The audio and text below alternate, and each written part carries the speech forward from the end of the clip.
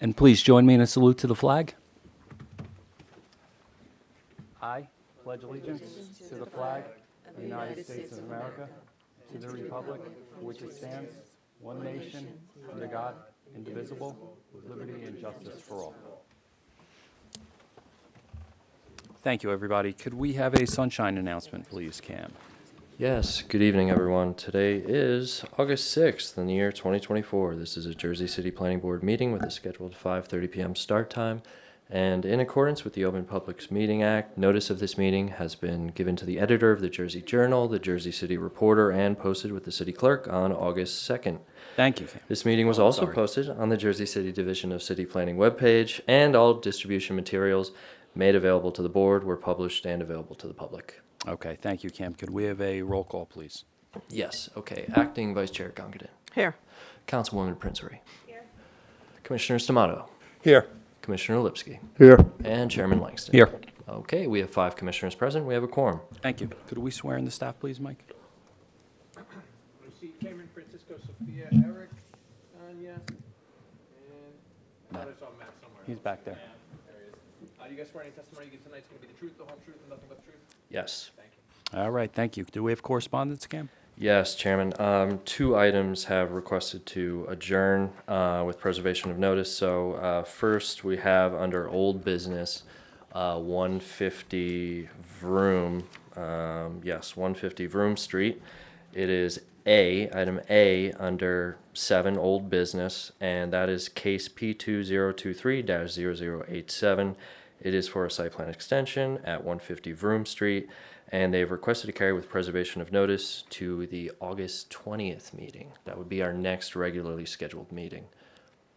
And then lastly, we have the last item on the agenda under new business. That would be item 17. And this is case P2023-0071. It's a preliminary and final major site plan, and it's at address 76 to 82 Liberty Avenue, and they've requested to carry with preservation of notice to September 10th of this year. And that concludes correspondence. Okay, thank you, Cam. So let's get right into old business. We'll move on to item B, is case P19194, is a termination withdrawal of a preliminary and final major site plan with deviations for 632 to 652 Grant Street. Anyone?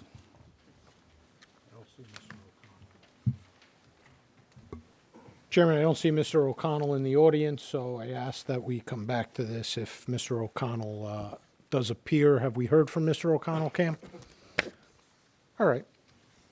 Okay, so let's move on to new business. This is the review and discussion of certified artists, Kopi Rodriguez, Gail Marie Bojkovic, Johan Wallstrom, Randy Reyes, and formal action may be taken tonight. Okay, so as we normally handle these, the Artist Certification Board certified these applicants as meeting the criteria as being certified artists in the city under criteria 1, 2, 3, 4, and 5. And planning staff recommends that the board approve them as certified artists. And that concludes. Okay, thank you. Anybody, any questions, commissioners? No. All right, anybody from the public? If anybody from the public has any questions, comments, please come on up right now. Chair, see no one from the public. I would like to close the public portion. Second. Okay, motion is made and seconded. Public is closed. Cam, we have your recommendation, so I'll entertain a motion. Chair, I'd like to make a motion to approve the recommended certified artists as presented by our planner this evening for approval. Second. Okay, motion is made and seconded for approval. Okay, on a motion to approve, Acting Vice Chair Gongadin. Aye. Councilwoman Princery. Aye. Commissioner Stamato. Commissioner Lipsky. Aye. And Chairman Langston. Aye. Motion carries, all in favor. Okay, thank you. Let's move on to item 10, is case P2024-0042, is a conditional use for 415 Monmouth Street.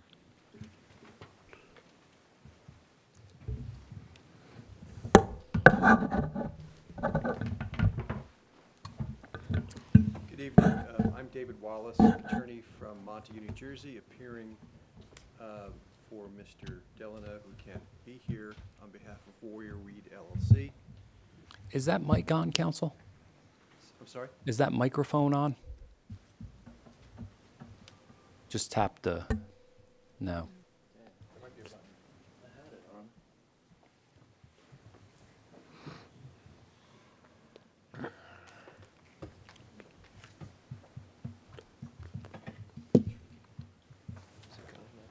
Yeah, that's, the button tricked me, but I think we figured it out.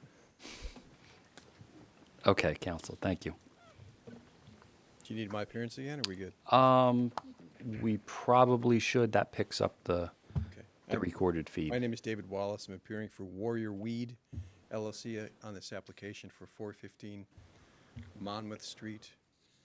And just briefly to summarize, we have the memo from Mr. Espinosa with his recommendations, indicating that he finds this to be meeting the requirements for the zone in the neighborhood commercial for a Class 5 retailer. This is, of course, a cannabis dispensary project in an existing building, which will be described by Mr. Winkenman, our architect. And I have one of the principals also with me, Jamie Moran. There were issues covered by the planner indicating that we're not within 200 feet of a school. There is another planned project within 600 feet, but at this time that's a vacant lot which has not been approved, and there are no construction approvals or the like. So according to the planner, he did not feel that was a conflict with this application. And he, of course, requested information regarding security issues, odor and noise mitigation, and we've submitted a community impact statement, a labor peace agreement, and a security schematic plan, which Mr. Winkenman will review. And we also have, of course, the approval of the CCB in your record.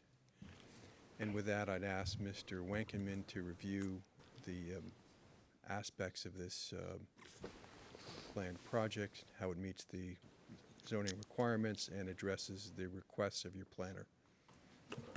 Okay, thank you, counsel. Before we do that, let's just qualify the notice, please. I don't have the notice. I don't see it. Counsel, do you have the notice or a copy of the notice? For the meeting? Yes. I did see that there was a link. I don't have a copy of it. I'd have to open my laptop to get it.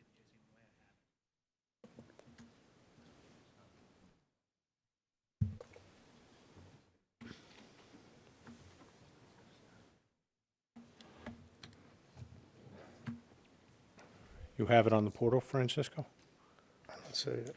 I'm not seeing it.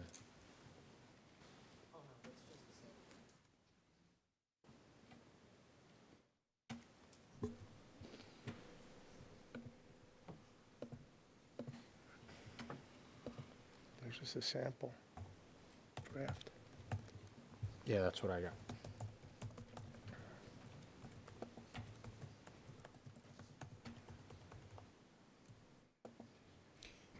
You looking for the affidavit of publication? Yes. Was the notice uploaded to Tyler portal? I wasn't notified, It's a question for Mr. Delano. which he should be.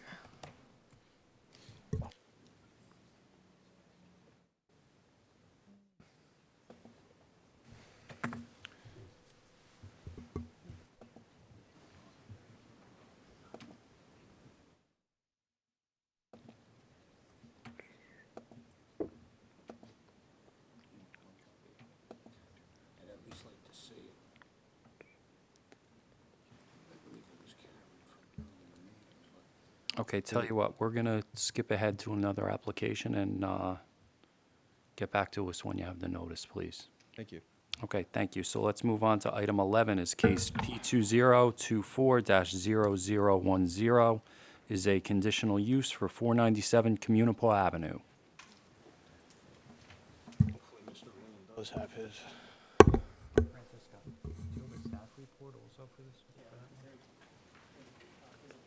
Okay. Do you want to hand them out to everybody when that comes up? Do you have copies? Okay. That should be on the portal before we call anything. Is that the same thing for this, Francisco? Good evening, Commissioners. For the record, Tom Lean from Connell Foley here on behalf of the applicant, Cream of the Pot, Inc. This is a conditional use application, and it is a notice application. I did upload my affidavit to Tyler. However, I will provide counsel. Thank you, Mr. Lee. Go ahead. Santo, yeah, while we're doing this, I do need to take a minute here. All right. Just let's not have any testimony, any discussions until I get back. Board's in recess for 5 minutes. Applicants come up, and he's going to walk you through the architectural site plans. Okay, thank you.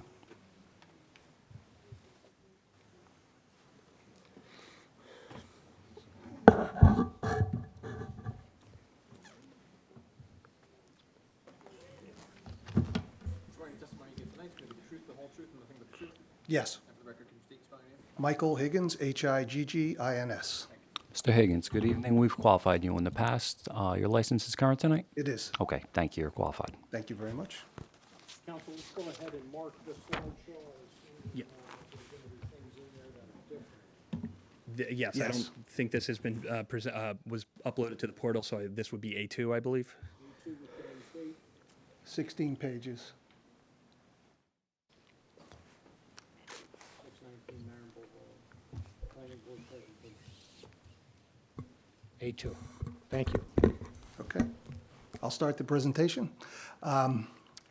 First, this is a location map, an aerial photo with north at the top of the site. The project site is outlined here in yellow. It's a 1.27 acre site. It is bound by Marin on the east, 16th on the north, and 15th on the south streets. Some of the adjacent large projects in this area include the Hudson House, Soho Lofts, the proposed building at St. Lucy's, and the Lackawanna Center. This is an aerial photo that shows some of the height of these buildings that are on the western side of this project. The proposed St. Lucy's is about 265 feet, and then this shows our building, and we're proposed height of 169 foot 11. There's two reasons for the height change. So while it's 4 stories we're asking for, 3 stories we're asking for, apologies. 2 of them are just in a space at the base of the building that was previously a very tall space for an automated parking system. We've added 2 stories there of parking slabs, and then we've cut the building back along Marin, and this diagram shows 2 axonometrics. The one on the left is the existing building, and the outline in gray, what's the volume that's outlined in gray, is being cut off to allow more light and air to shorten the length of the building facade along Marin and allow more light and air into the courtyard so that the units facing the courtyard have a better light and air and also views out to the exterior. We've taken that volume and added it to the top of the building. We're only asking for 9 foot 11 of height, so it's a amount of an increase that's less than 10 feet. But the number of stories is what triggered the new application here. This is a view of the new proposed facade and the existing facade. The current approval is on the left, and the new proposed facade is on the right. It's very similar in terms of context. The building has a masonry base and is a window wall or primarily glass and metal panel tower. Both projects step back at the top floor. For a penthouse, they have a setback requirement that we comply with.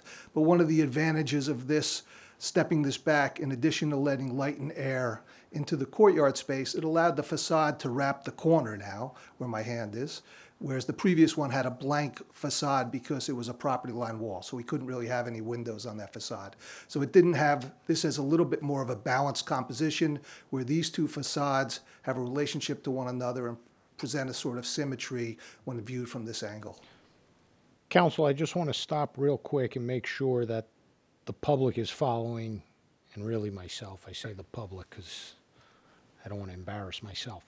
This is a new application. This is a new application, yes. So we're not abandoning the prior approval. We are not abandoning the prior approval. Prior approval is still valid and in place, That is correct. but we are now seeking a new approval.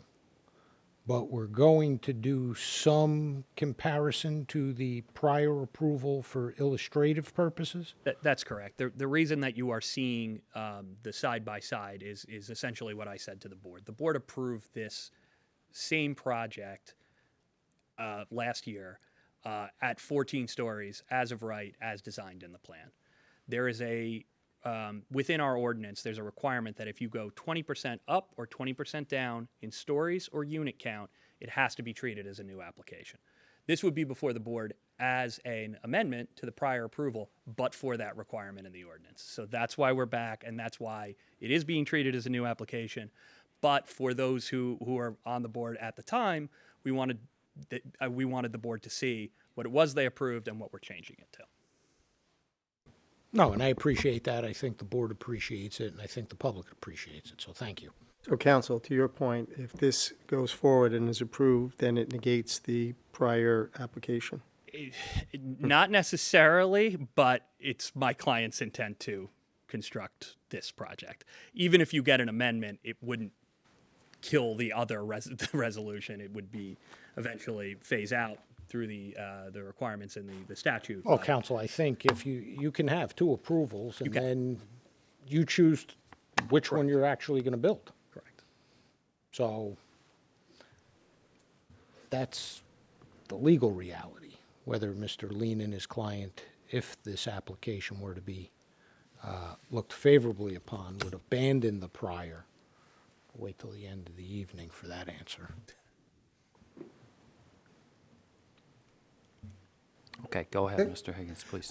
This slide is a side-by-side of the existing ground floor, or the approved ground floor and the proposed ground floor. So one of the advantages of self-park compared to a 4 automated stacking. So this stacking system created a 33-foot tall space at the ground floor, and it didn't count as a story. What we've created now is a garage that you can drive into and self-park. It has an entrance on 15th for the ground floor parking and an entrance on 16th for the second and third floor parking. So within basically the same volume, we've added a self-park garage, which we think will perform better and function better for the building occupants. The number of parks, so the garage has 221 self-park spaces. It has a series of electric charging vehicles and some compacts, but all in compliance with the requirements of the code. One of the things that making the self-parking garage, one of the advantages was it allowed us to have a larger retail space. So the retail space at the ground floor is now 11,803 square feet. That added about 7,778 square feet of retail from the previous approved project. The lobby entrance was also relocated over to 16th Street side for a little bit of a closer location to the what we think is the better pedestrian experience there, where you walk down Marin over to 18th Street towards the waterfront. The rest of the ground floor consists of the typical mechanical rooms, electrical, water, and loading, trash, and those things, which are both on 15th Street and 16th Street. The project consists of 2 primary towers, an L shape that fronts on 16th and Marin, and then a single bar tower that's on 15th, and these are all connected through the common podium. Can we enlarge this without Sure. cutting off? Let's see here. Oops.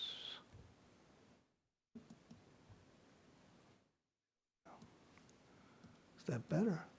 And Beautiful. okay. Thank you. So this would be the second story of the building. On the right is our proposed building, so the garage is fully lined with residential units or 2-story retail and lobby spaces. That's the white area. The yellow is the the units that line the base of the building. So none of the parking garage is visible from the street. Go to the next page.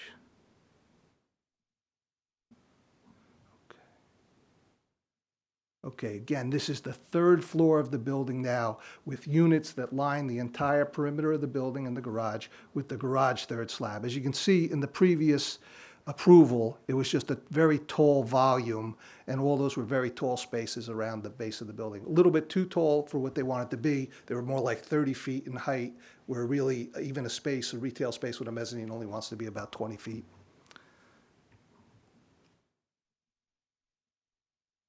This is the typical plan, which is largely unchanged. So on your left, you had the previous approved plan, and now on the right, we have our proposed plan. It's all units. There are 2 amenity spaces that are located in purple.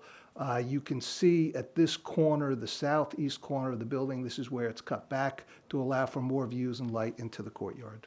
And all those units will benefit from that.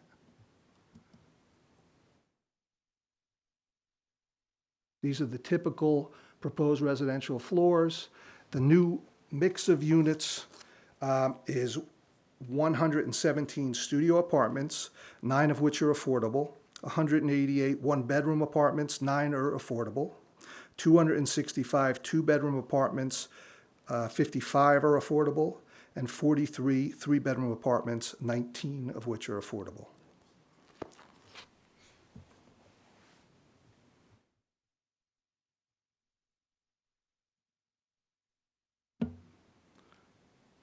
This is the penthouse floor, and as you can see, it steps back 10 feet in conformance with the requirements of the redevelopment plan, and there's really no change in this level in terms of the number of units.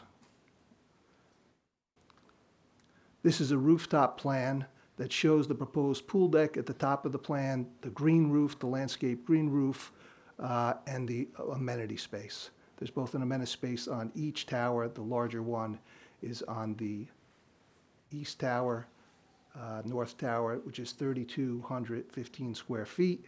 And on the south tower, it's 475 square feet. Both have outdoor spaces, green roof.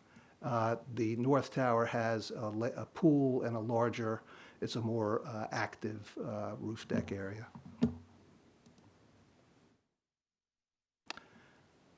These are some of the, so this is a relationship from the proposed St. Lucy's project, just to give a sense, because we are asking for a height deviation here, but only 9 foot 11 inches. So it will be still significantly lower than St. Lucy's, which is on the next block.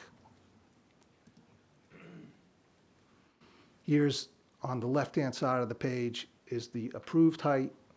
That was the existing as of right, 160 feet above DFE. And here's our proposed, where it's 9 foot 11 from above DFA.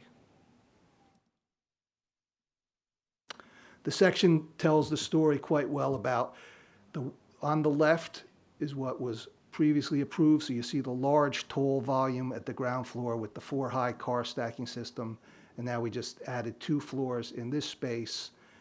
And then we added a floor in the tower to offset the loss of space when we cut back the building facade on Marin. Okay, let's see. And we have one view here of the ground floor. This is a corner view of the building looking at the building entrance, the lobby at the ground floor, the covered arcade along Marin. This view is from the northeast corner. The Lackawanna on the right side of the page. Just check if I read everything else. Okay. 1,613 units. There's been no change to the number of units.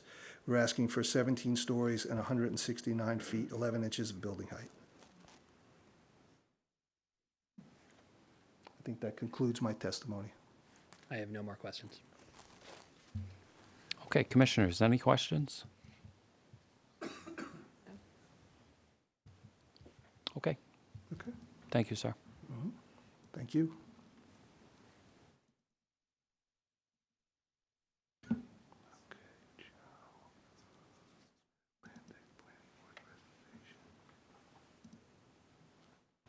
Okay, Next, I'm going to call up Joe Mealy. I'm going to have Mr. Mealy qualified as an expert, both as a civil engineer and a professional planner.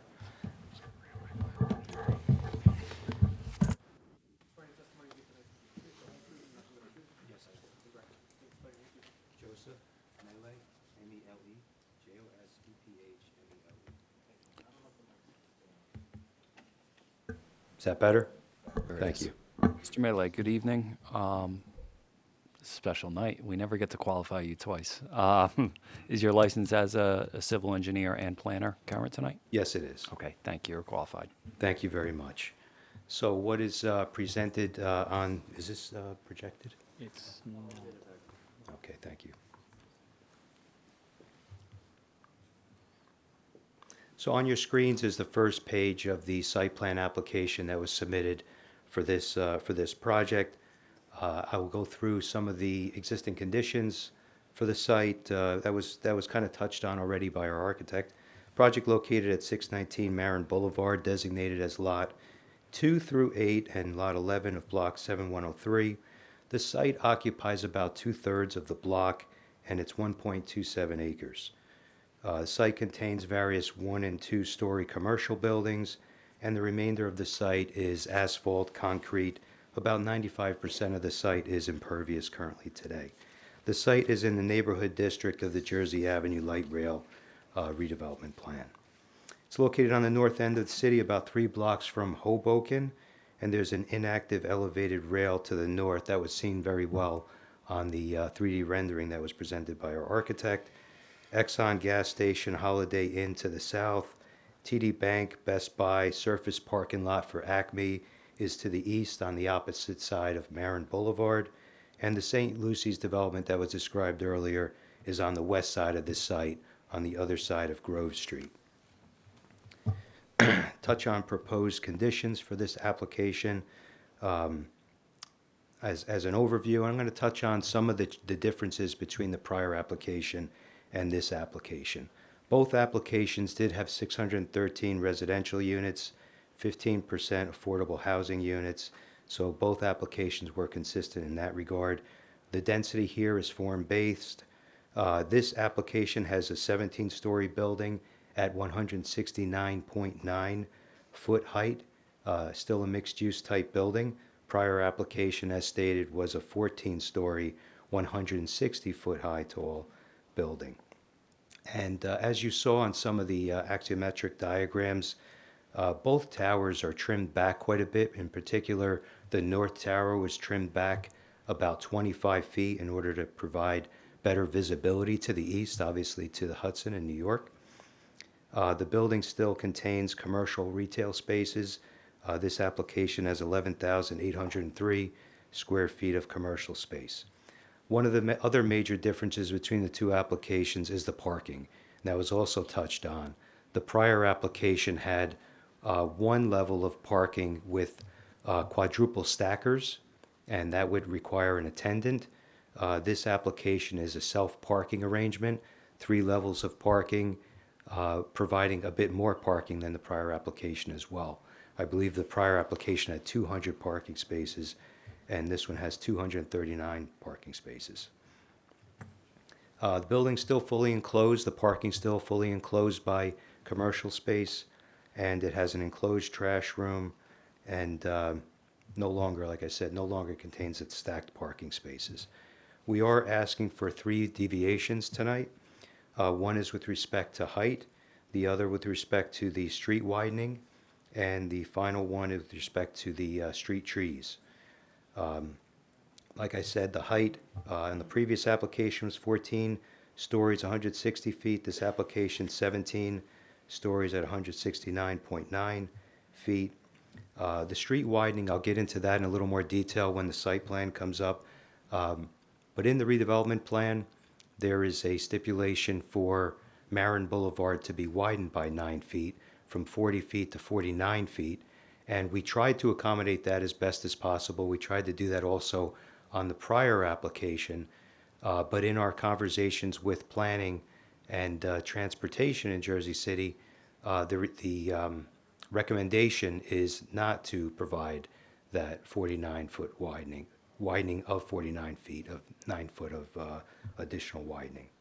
And finally, with respect to the street trees, the prior application also had this same deviation or variance, if you will, for street trees, where we could not accommodate the number of street trees and the maximum separation distance for street trees. And that's because of the hardship of accommodating street fixtures, light fixtures, and driveways. So when you have light fixtures, or certain separation distances for the driveways and the light fixtures as well. So in order to provide, accommodate those requirements, it actually adds to the separation for the street trees. Now I'll just get into the site metrics. If I'll flip to the site plan. Is this a touch screen? Oh, the mouse. I'll use the mouse.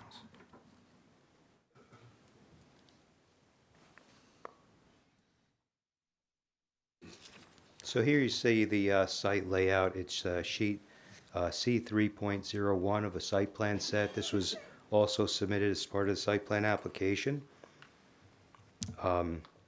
You could see that the building setbacks comply. The building setbacks are dictated by sidewalk widths for this redevelopment plan. On the Marin Boulevard side, the required sidewalk width is 10 feet, and we're proposing 18 feet as it stands on our site plan. It does widen if we eliminate that bike lane that's currently shown on our plans. On the 16th Street side, the sidewalk requirement is 15 feet, and we're complying with that by providing 15 feet. And on the 15th Street side, same situation, 15 feet is what we're providing, and that meets the requirement. There is no side yard setback, so as was stated earlier, the prior application had the tower actually extending all the way to that adjacent lot. And on this application, although the podium extends up to that lot, the tower itself is pulled back 25 feet to provide better light and air for this development. The maximum permitted lot coverage is 75% plus 1% for every 300 square feet of green roof, and we're providing 5,700 square feet of green roof, which allows us to go to a lot coverage of 94%, and we comply with that requirement. The tower building coverage, on the previous application, we basically complied exactly with the requirement of 70%.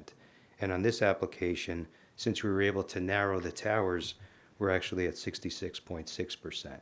So we're below that requirement by trimming down the towers for both buildings. Other notable requirements, obviously we meet the lot area requirements, the minimum parking space requirements, the maximum parking space requirements. EV parking spaces, we will comply with that 15% requirement from the New Jersey Model EV ordinance. So we're providing 36 EV spaces, which provides a 15%. We comply with all the building design criteria in terms of materials, appearances, features that are shown on page 3 to 5 of the redevelopment plan. We comply with the signage requirements, parking and loading requirements, wrapping of the parking structure requirements. As I said, the sidewalk requirements are complied with. And we do comply with the Jersey City forestry standards, with the exception of the street tree separation maximum. You could see on 16th Street we have 300 feet of frontage, 30 feet curb to curb. There are 6 and 7 foot wide sidewalks along that edge. There are 4 aprons along 16th Street. One is 48 feet wide. So we're actually improving that situation quite dramatically. We only have 2 aprons into this development. One is a 20-foot wide and one is a 10-foot wide apron.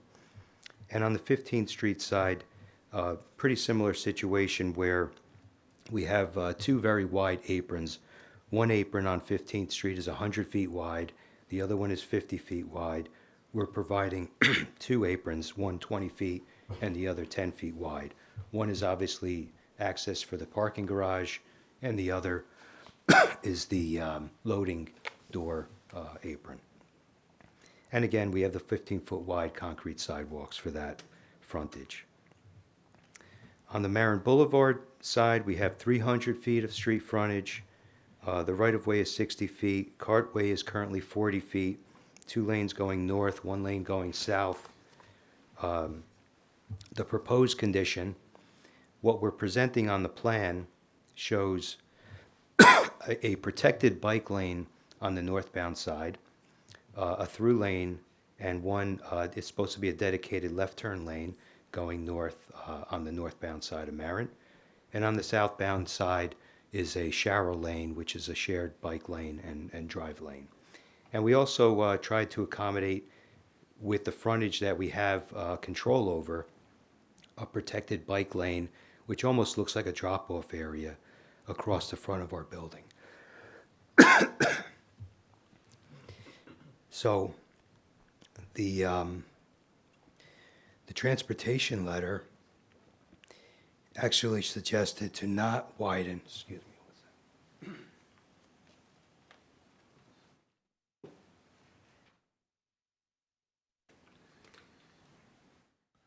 Talking too fast. Well, while you're taking a sip there, why don't I just say, Mr. Mealy, you have received from Transportation a memorandum reviewing our plans dated August 5th, correct? That's correct. Okay, and in that memo, there was a recommendation that mirrored what we received during the last project, which is that they don't want to see, the Transportation feels that it is not prudent to follow the redevelopment plan and widen Marin Boulevard from 40 feet to 49 feet, correct? That's correct. Okay, and when our original proposal was, as you mentioned, a bike lane / drop-off area, and the memo is instead requesting that we simply widen the sidewalk and bring the curb to where the existing Marin Boulevard is and maintain the 40 feet, correct? That's correct. So what we plan to do is maintain where we show the curb at the corner of 16th and Marin would simply be extended across our frontage, which would provide a larger sidewalk, more opportunity for landscaping, and meet the suggestions of Transportation. So that little drop-off protected bike lane is eliminated? That was the suggestion of Transportation, correct? Okay, is that your intent? Yes, it is. Okay.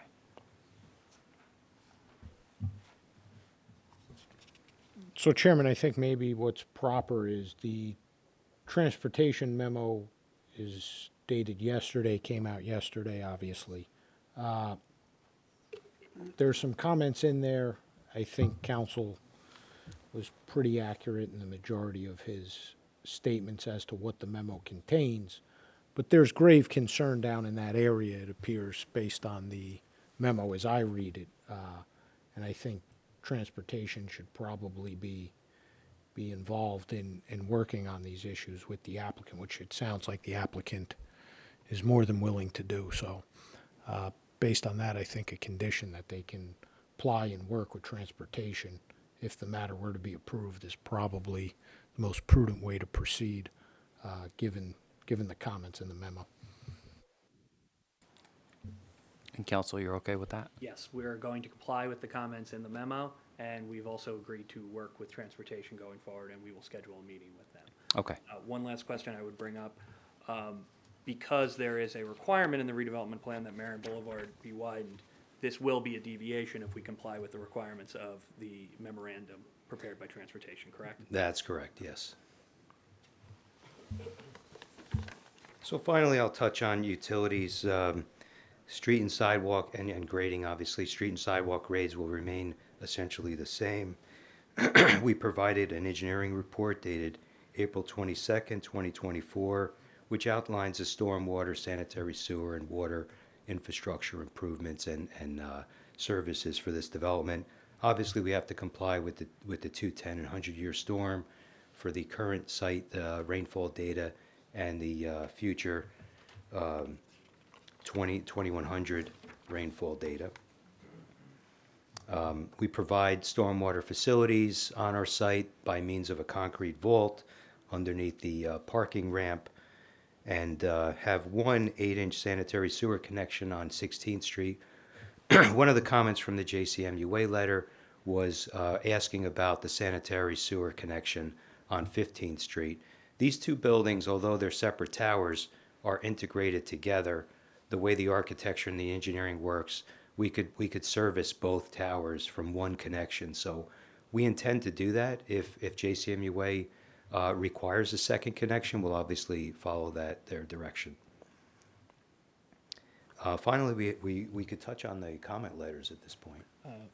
Before you do that, I would just ask you quickly walk the board through the justifications for the height deviation. Sure. Okay, put on my planner's hat now. In summary, this is a permitted use as an application and redevelopment area with 3 deviations. The first is the height deviation. This is a C-type variance. Page 13 of the redevelopment plan allows for 13 stories at 160 feet. This application provides 17 stories at 169.9 feet. This is a height deviation of 9.9 feet, and that amounts to 6.2% of a height deviation. The requested height deviation is a result of our intent to provide a more desirable view for the towers, improve light and air for the residents. In the prior approval, the building towers maximized the allowable tower coverage of 70%. This current application provides a reduction of tower coverage of 66.6%, primarily by pulling back the northern tower 25 feet from that property line, which provides better visual corridors, better views towards the Hudson. The revised tower also allows, as was shown on the architectural plans, the opportunity to provide windows along this building frontage facing south, and eliminates the blank wall, since the building wall no longer extends to the property line. This separation also provides a benefit to the adjacent owner. In summary, the north tower footprint was 24,262 square feet. The prior application is 25,000. The prior application was 25,400 square feet. The south tower is 12,559 square feet, and the prior application was 12,900 square feet. So as I said, both towers were bigger than, are smaller now than the prior application. So the towers were decreased by 1,500 square feet across 13 stories, and that's what prompted the need to move that volume of residential square footage to the upper floors. That was added to the 3 floors above. Secondly, the building had previously proposed 200 parking spaces in quadruple stackers for the parking garage. The current plan, while more costlier and requires additional space, provides 239 self-parking spaces on 3 floors of parking. This is obviously a much more desirable amenity for the residents. In addition, this would eliminate the need for a full-time attendant. However, this change from the parking garage actually caused an increase in building height by 1 foot 4 inches. In summary, the granting of this deviation is not a detriment to the site or the surrounding community, as the building height is consistent with the height of buildings expected in this area and under construction currently with the St. Lucie development. In summary, the granting of this deviation is not, sorry, I'm repeating the same thing. In fact, the granting of this deviation will provide a benefit for maintaining the number of units as previously proposed, with a layout that improves light and air by slenderizing the building and providing a self-serve parking spaces rather than stackers with an attendant. This change also promotes Objective K of the redevelopment plan. Objective K says preservation and promotion of view corridors created by public streets and accentuate views of New York and the Palisades. I'll touch on the tree planting justification as well. The Jersey City Forestry Standards has certain spacing requirements for trees. prior application was also deficient in this requirement. Previously, we had 16 trees proposed. This current application has 14 trees proposed. The reduction from the 16 to the 14 is due to the one additional driveway ramp that we are proposing on this application. There are 4 areas where this development exceeds the 30 square feet, and the prior plan had 3 areas where it was exceeding the 30-foot separation requirement. There's clearly a hardship condition where the needs for this development, such as the driveways and the light fixtures, trigger the need to exceed that 30-foot maximum requirement. And the applicant obviously agrees to pay for any deficiency in the number of street trees. Finally, with respect to the street widening, the redevelopment plans, traffic and circulation guidelines require the widening of Marin Boulevard from its current width of 40 feet to 49 feet in order to accommodate protected bike lanes in both directions and a 3 11-foot travel lanes, 2 going north, 1 going south. Based on feedback from Jersey City's Planning Division and ongoing transportation planning for the area, the city now prefers a change to the redevelopment plan's approach. The Traffic Division recommends 1 protected bike lane in the northbound direction, 1 through lane in the northbound direction, 1 dedicated left turn in the northbound direction, and 1 shallow lane in the southbound direction. We understand the city is planning an all-way stop at 16th and Marin, and possibly a traffic signal at 15th and Marin. And obviously we'll work with transportation in their improvements for this area. This site attempted to accommodate the redevelopment plan objectives by widening the road along the site's building frontage. However, we agree with transportation's request to deviate from the redevelopment plan requirements. We have no objection to satisfying the city's request for street improvements in accordance with their August 5th letter from the Division of Traffic. The granting of this deviation will promote the objectives of the redevelopment plan by satisfying the recommendations of the Jersey City Division of Traffic. The new design will provide adequate sidewalk space and clearly defined crossings at the intersection. The design also focuses on streetscape improvements along the pedestrian corridors. By allowing this deviation, item D of the redevelopment plan objectives will be advanced. The overall improvement of the traffic flow through the development of new and improved vehicular and pedestrian circulation systems will provide for separations of 2 movements and maximize use of public transportation. Accordingly, the benefits of the board's granting of this deviation substantially outweigh the detriment.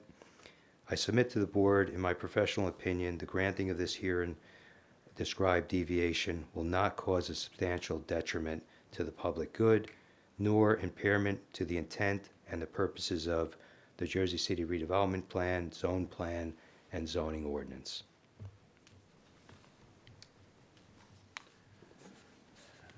If that is the conclusion of your testimony, I have no further questions.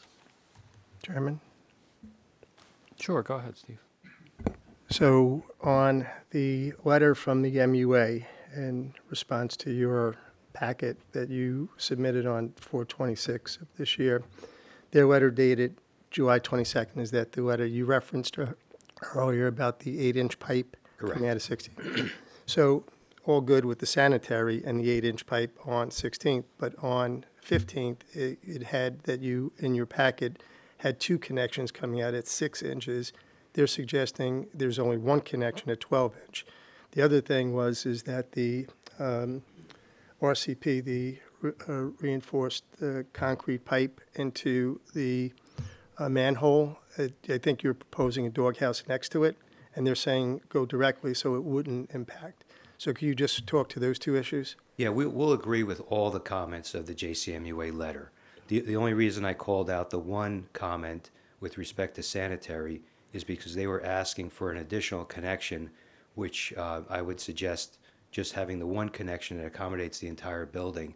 But with the exception of that, we plan to accommodate all their other suggestions. Thank you. Okay, so I do want to talk about traffic circulation, being that the garage is now split between a first floor only and a second to third floor. So what is the signage? How will tenants of the building know which way to go? I do have Mr. Klein here, who is our traffic expert. I think Sure. he might be best suited to answer that. Sure. Okay. Let's just finish up engineering and planning comments. Anybody else? Any questions? Okay, thank you. Thank you very much.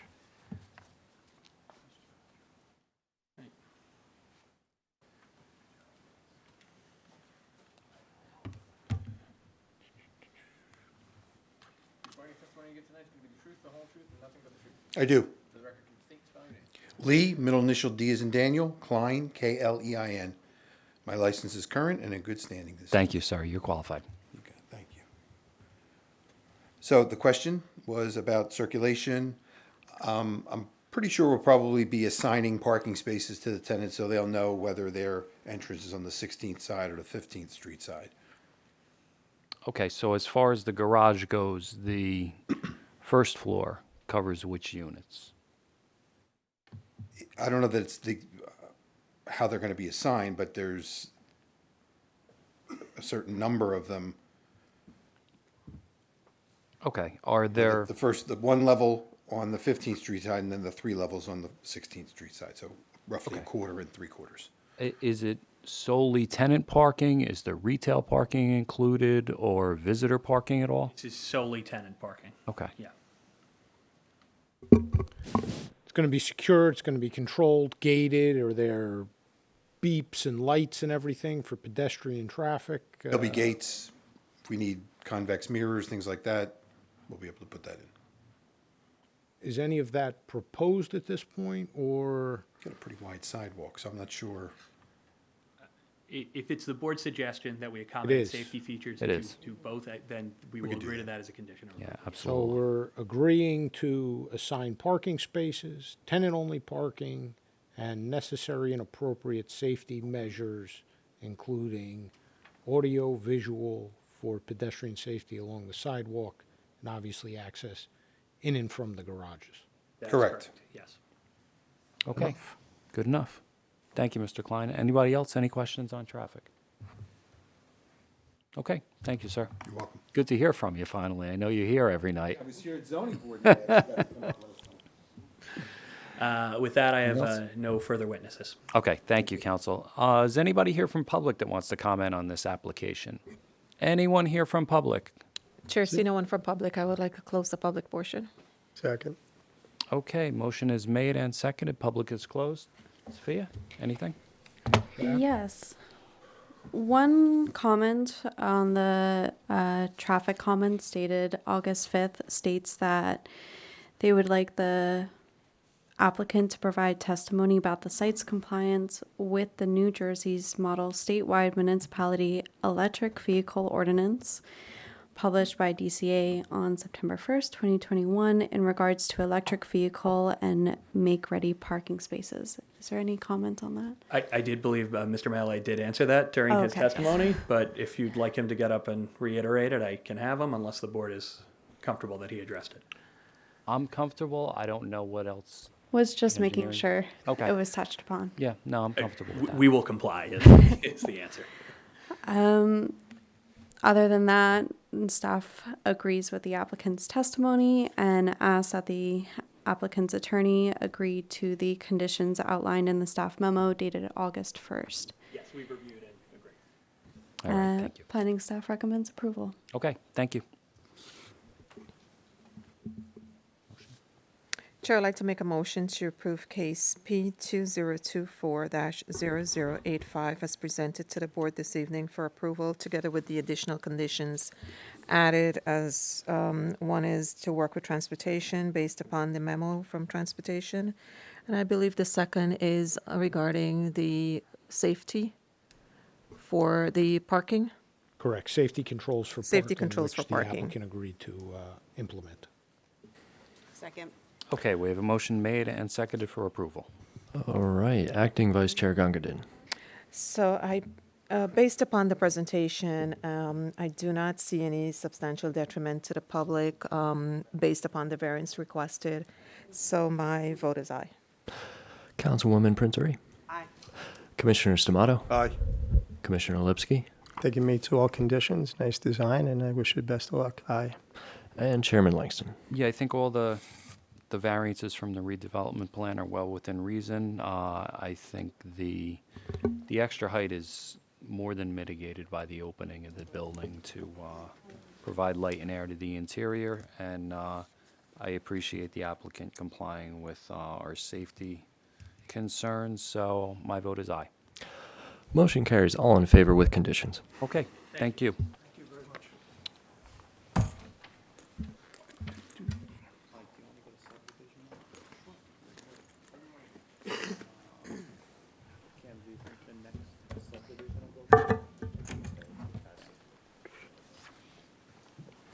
Mr. Lean, if you could give us 1 second, we're going to come back to your dispensary. Let's call item 13 on the agenda is case P2024-0017, is a minor subdivision with C variances for 77 to 79 Grant Street.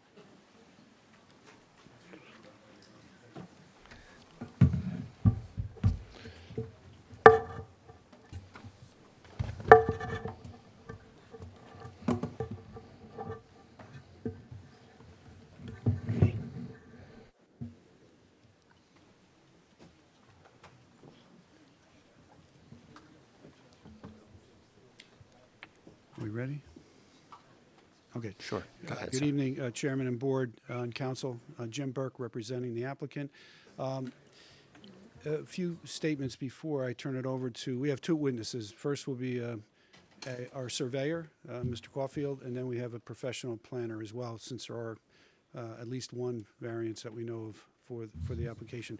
So the intent here is to take this L-shaped lot and turn it into two individual lots. Council, I did turn over our notice, so I'll let you comment on that. Hopefully it's acceptable. Thank you, Mr. Burke. I am in receipt of your affidavit of publication proof of mailing. I had the opportunity to review it. It does appear to be in order. Chairman, we're going to mark it as A1 for purposes of the record. Okay, thank you, counsel.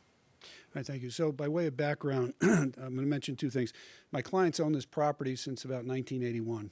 So they were living there for over 50 years, long before the neighborhood became fashionable. The intent now, because I don't know what the value is, but I can assure you it's a lot more than what they paid in 1981. But unfortunately, the property taxes have also risen. So the intent is to create a two-lot subdivision and then sell one of the lots. And the applicant will hopefully retain that and live out many years at this location. Also, I'll just mention we did make an application to the Historic Commission, and that was approved, and there's a letter of recommendation in the file. So with that, I'm going to turn this over to Mr. Caulfield, our professional surveyor.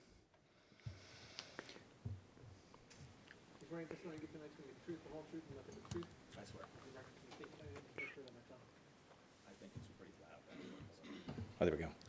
Joseph Caulfield, C-A-U-L-F-I-E-L-D. That's David. Mr. Caulfield, good evening. I believe we've qualified you in the past, correct? You have, Mr. Chairman. Last one, if you remember, was a subdivision we did for 115 Wayne Street. It was the carriage house that we did was great. Yes. Yes. Okay, that license My is license current is still in tonight? good standing. Okay, thank you. You're qualified. Good evening, everyone. Thanks for hearing us. As you can see from the subdivision plat that we prepared, we have a flag lot which runs from Sussex down through Grand Street. On the Grand Street portion, I'll just blow that up a little bit. You'll see two 3-story and basement brick structures, which is currently being occupied by the client right now. This is their home and artist space, actually. The the other portion that creates the through aspect is on Sussex Street. That is vacant land presently. Historically, I don't want to go into too much detail on the historic aspect of it, but historic, it was a continuation of those 3-story and basement bricks along Sussex. They were all a series of townhouses, brownstone and bricks actually in that neighborhood. At one point, probably in the 60s or 70s, Colgate-Palmolive bought a whole bunch of those with the intention of moving their headquarters there and started tearing them down. They stopped at one point, thank goodness, and the neighborhood still retains its nice historic character in that Paulus Hook section.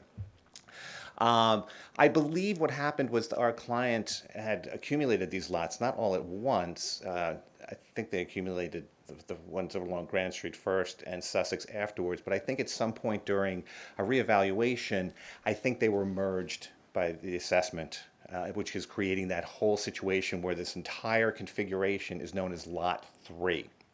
Now, as I move over, you'll see our area calculations. Lot 3 together totals 73,056.3 square feet, 17 hundredths of an acre. What we're looking to do is essentially put back, I'm sorry, I'm going too fast there on the back, to essentially put back the Sussex Street scenario, if you will, to create that 100-foot deep lot along Sussex, which would match all the other lots that front along Sussex Street.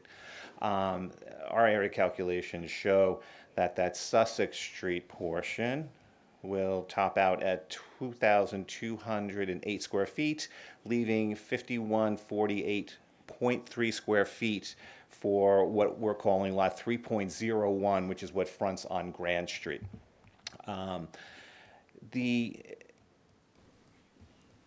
Creating that, I think the planner will speak to that. We did note some of the zoning aspects on this as well. I think there's a lot coverage situation with the split on the Grand Street piece, where, if you'll see in my zoning table, again, I'll let planner go into that. So we have a planner here tonight. But zoning coverage, we have a situation where 60% is required. The proposed lot 3.01, which is the Grand Street portion, will be at 63%. But it is a single occupied residence, both those 3-story bricks. So again, I'll let planner speak to that effect. As far as the lot on Sussex Street, that is vacant. At one point, again, it was part of that whole series of brick townhouses. There are party walls that still exist for the neighboring pieces to the east and west. That does show up in my work as well. So that's a nice, interesting configuration, gives the background, the history of it as well. So the lots, though, are both conforming, as it would be? Yes, lots both conforming in width and depth. That does come through. I would think that the zoning at that point, especially for the Sussex Street, was envisioned with all those lots up and down Sussex Street, and those are all conforming for that zone. So, counsel, just to simplify it for us layfolk, we're seeking to cut off the Sussex Street lot and create a vacant building lot. That's correct. The residual, which will remain on Grand, is actually 2 structures that have somehow over the years been converted into one structure. That's correct. Yes, my client occupies both sides of that, of those structures. So and I've been to the building. There's actually a cut through, in the wall, and they use both buildings. Okay. And then obviously as a result of the subdivision, we wind up with a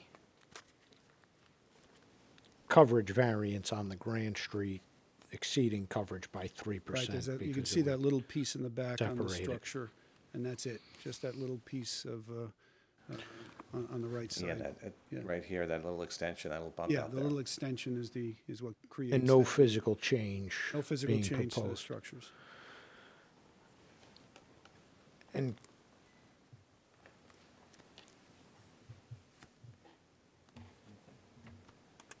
I gotta tell you, I said it when we did the carriage house. I'm fascinated by the way this stuff develops over the years personally, but I got a ton of questions, but not that are appropriate for this. Mr. Caulfield did a very nice job in front of Historic. He went through the whole history. It was very interesting. Actually, I mean, not to waste your time, there's a lot of things going on here, but the Paulus Hook section is the history there, obviously, as you all know, is just Amazing. outstanding. Yeah. And the carriage house, I hope you got a chance to take a look at it. That was excellent, too. Yes. We're lucky to have that situation in Hudson County for all of us. Okay. Any questions, Mr. Caulfield? Anyone? All right. Thank you, sir. We appreciate it. All right, thank you. So the next witness and final is our planner, Charles Height. Hi, good evening. Good evening.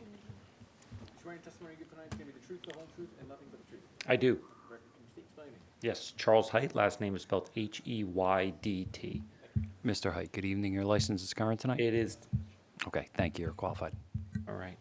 All right, so Charles, as you heard, 2 lots are going to be created, but in doing that, the lots are conforming, but there's a building coverage issue, right? 3%, 63% versus 60, and anything else, cover the bases. Just go through.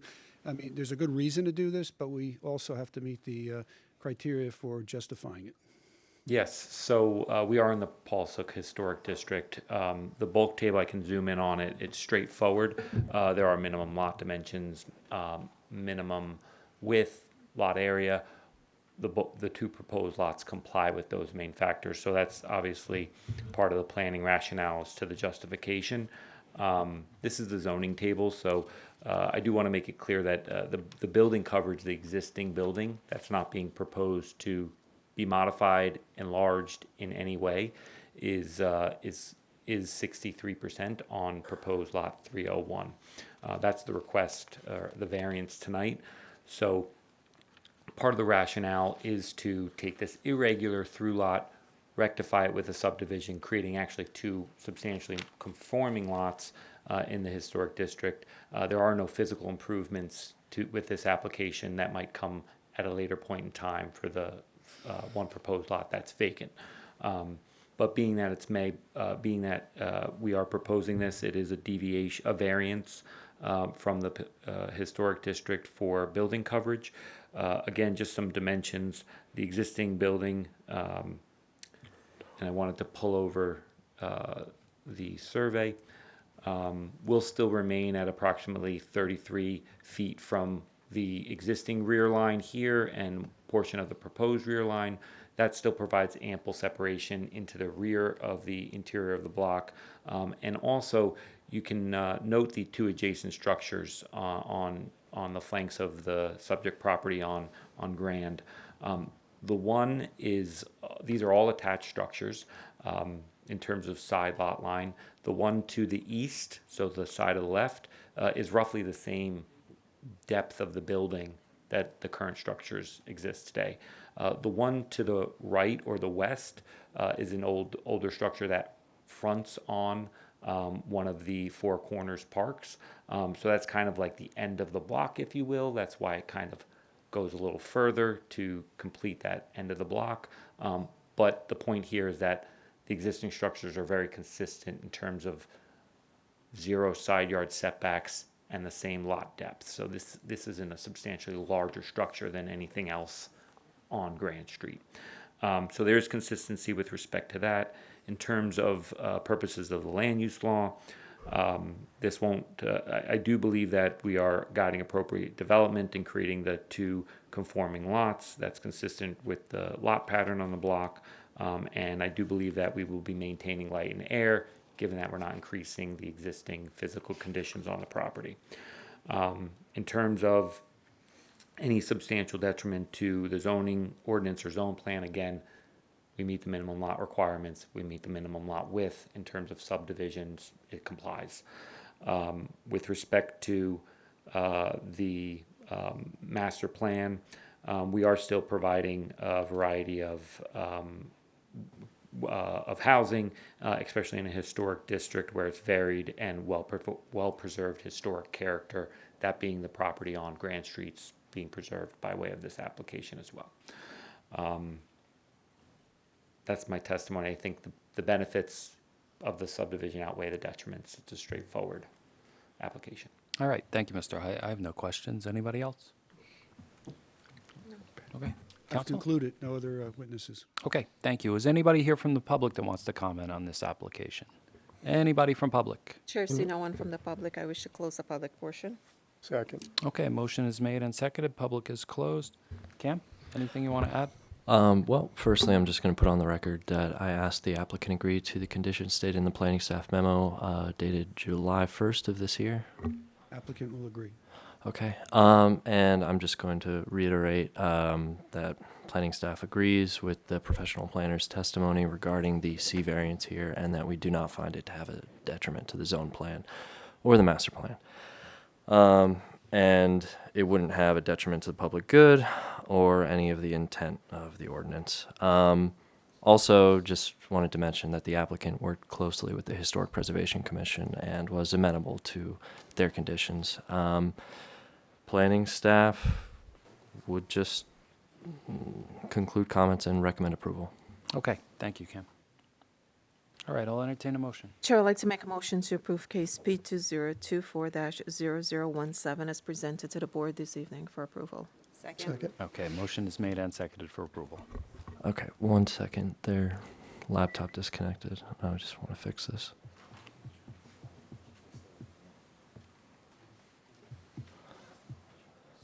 Okay, sorry for the anticipation.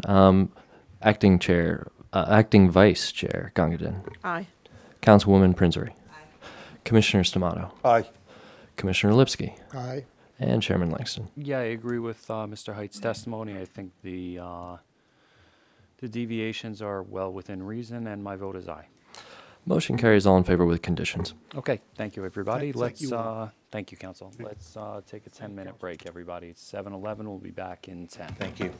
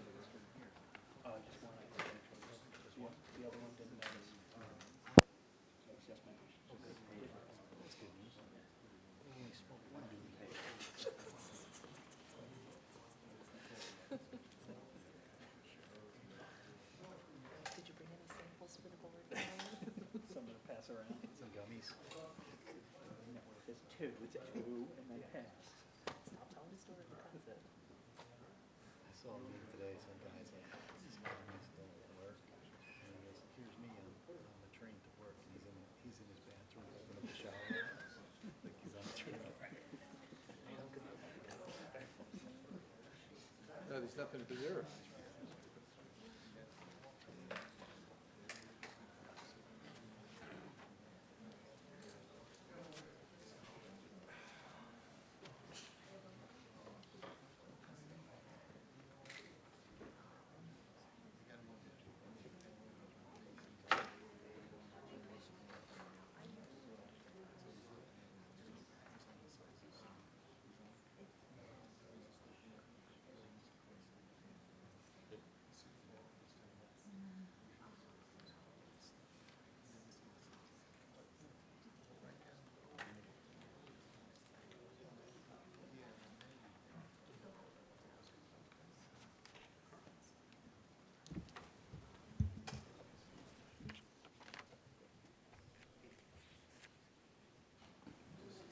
Okay, yeah, I'm going to start. Okay, could we come to order again, please, everybody? And let's bring up case P2024-0042, conditional use for 415 Monmouth Street. Council, good evening again. Good evening, Mr. Chairman. David Wallace, Montague, New Jersey, for the applicant. The firm indicates that the notice was not sent, so we'd like to carry it to the 20th. They'll try to expedite that notice and see if they can't get it published by Saturday.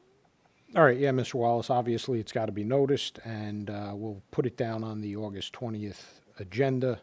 And if you could just let staff know, obviously, as soon as possible, if you were able to get it noticed, since Already done. we're going to have to do it tomorrow. Okay, thank you, council. So carried to the 20th for 415 Monmouth Street. Let's go back to item 11 is the conditional use for 497 Communipaw Avenue, case P2024-0010. Good evening, Commissioners. Again, Tom Lean from Connell Foley on behalf of the applicant. I did provide notice previously. I don't believe we confirmed on the record. You did not. Thank you, council. We did not. Chairman, Board, I am in receipt of the affidavit of publication, proof of mailing with respect to the application 497 Communipaw. It was set for the July hearing and carried through to today with preservation of that notice. I've had the opportunity during the break to review the notice. It does appear to be in order. We're going to mark it as A1 for the record. Thank you, council. The application before you is a conditional use for a retail cannabis store. It will be located in an existing retail building that is at the corner of Grand Street and Communipaw, just a little down the road from here. Just a couple things before I bring up my sole witness. We did receive approval from the Cannabis Control Board of the City of Jersey City. It is a micro business.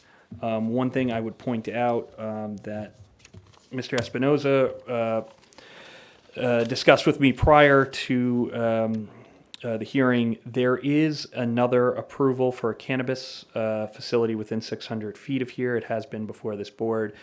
They have not pulled permits, so they have not put a pin in the map, as we've been terming it. So I believe due to the time of application rule and the normal course for this board, we can move forward this evening with the application. Agreed, council. Okay, with that, I have one witness. It is Jeremy Fennell, who is our architect.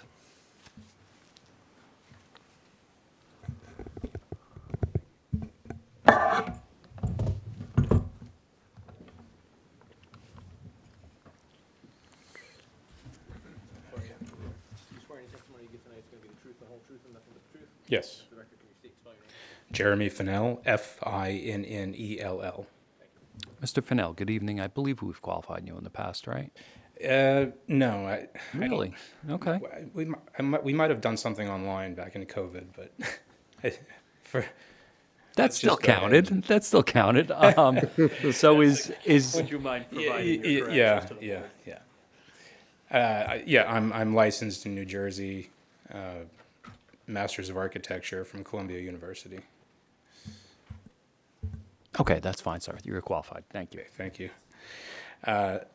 So the property is an existing building located at 497 Communipaw.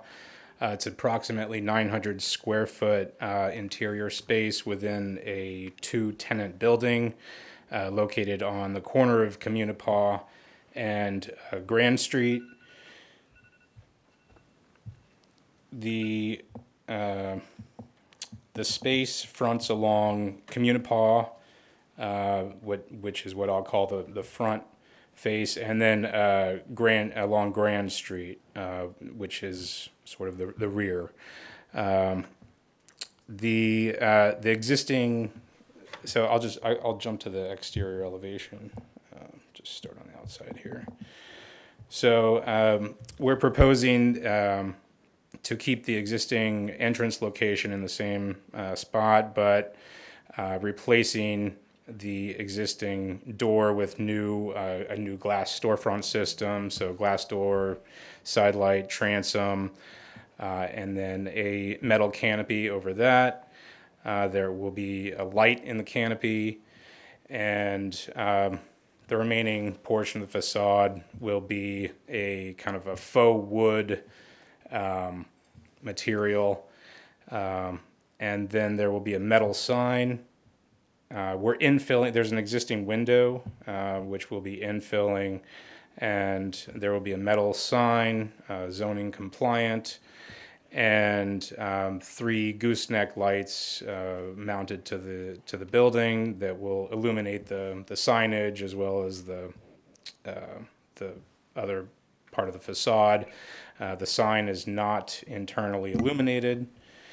And then the rear elevation along Grand is existing to remain. We'll put a new coat of paint on that, some new lights, and we are infilling the existing window, which will be in the layout. It'll be where there's a utility closet, and then there's a roll down gate. An existing roll down gate that will remain in place. We'll replace the door with a new metal door. And just to go back to the front elevation, there will be a roll down grill incorporated into that canopy that will come down at night when the store is closed. And then jumping to the interior layout, we are proposing to remove all of the interior partitions, and so the new layout. With the new layout, customers will enter from the door along Communipaw. The first space that they enter to will be the vestibule space, where customers will check in with the receptionist, and after they provide valid ID, will be buzzed through to the sales floor. From the sales floor, customers will be allowed to browse product displays and order product either from the POS stations or some self-order kiosks that will be located on the sales floor. Orders will be fulfilled from the vault fulfillment room, and then passed through a pass-through window to the POS area where sales associates will give the customers their orders, and then customers will exit back through that door along Communipaw. In terms of deliveries, those will take place from the door along Grand Street, and product will come in, and all of the product will be stored securely within the vault fulfillment room. Also in the back of house, there's a small office, which is also where security and IT will be located. And the garbage and recycling will also be located in the office. There's also a janitor closet, one accessible restroom is in the back of the house, and then there's a utility closet. So I believe that concludes my testimony, unless you have any questions. If we could, let's just go through odor mitigation, please. Are you not best suited to speak to Well, that? yeah, I would imagine I can speak to my previous experience. I'm not an engineer. Sure. Can you provide anything to the board in the way of anything on site that's being provided as far as filtration or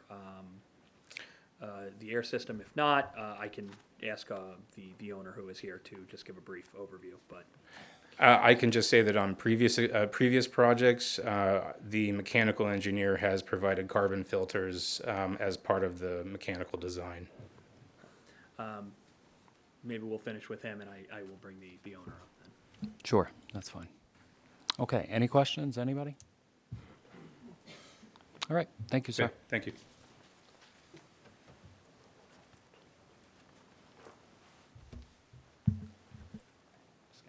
Be sworn in.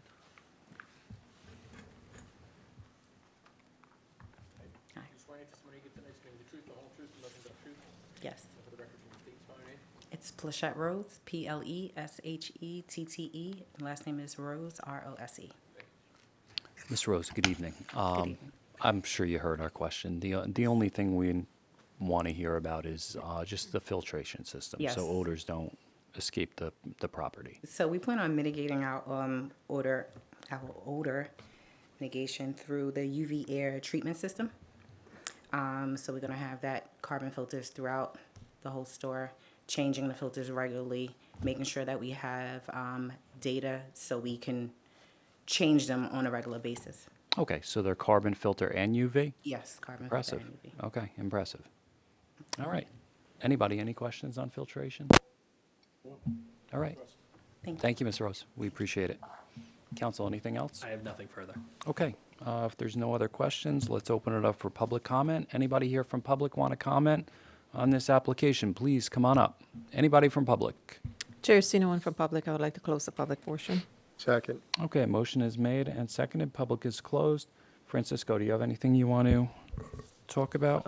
Yes, so I will be very brief. Sure. The applicant has received CCB approval on August 14th, 2023. The applicant does comply with the zone. It is in the NC1. It complies with the separation distance from schools. It is not within 200 feet of a school. The only other thing, it does comply with the separation distance from other Class 5 retailers. The application P23-039, the address is 746 Grand. They were before this board and approved on February 6th of 2024. That application is within 600 feet of this application. However, they have not pulled permits for construction for the Class 5 retail space. And just to add to that, this application was submitted in January of 2022. January 22nd,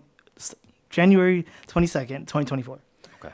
So it does meet time of application. Okay. With that said, staff does recommend the approval with conditions outlined in my staff memo. Okay, and Yes, council, sir. you're okay with those conditions? We are in receipt of the July 26 memo, and we will agree to the conditions therein. Okay, great. Thank you. So I'll entertain a motion.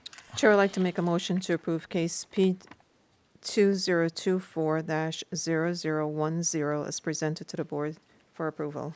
Second. Okay, motion is made and seconded for approval. Okay, on a motion to approve, Acting Vice Chair Gangaden, Aye. Good luck. Councilwoman Prince Airy, Best of luck. Aye. Commissioner Lipsky, I think it's a good location for one of these. I vote aye. Commissioner Stamato, Aye. and Chairman Langston. Aye, good luck, guys. Motion carries, all in favor. Good luck. All right, thank you. All right, let's move on to item 14 is case P2024-0058 is an interim use for 780 to 782 Newark Avenue.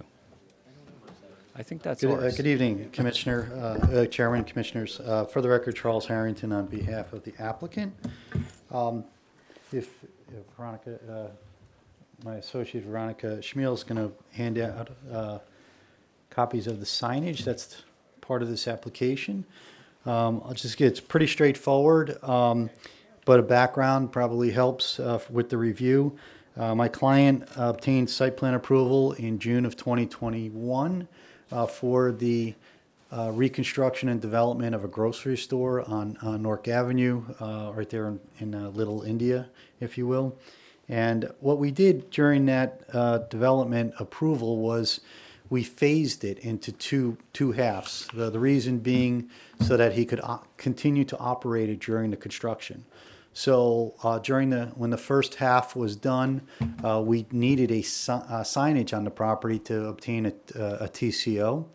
And in order to do that, we were granted, my client was granted temporary approval from the zoning office, which is permitted under the land development ordinance. But we were required to come to the board to seek approval for an interim use for the temporary signage while we continue to complete phase 2.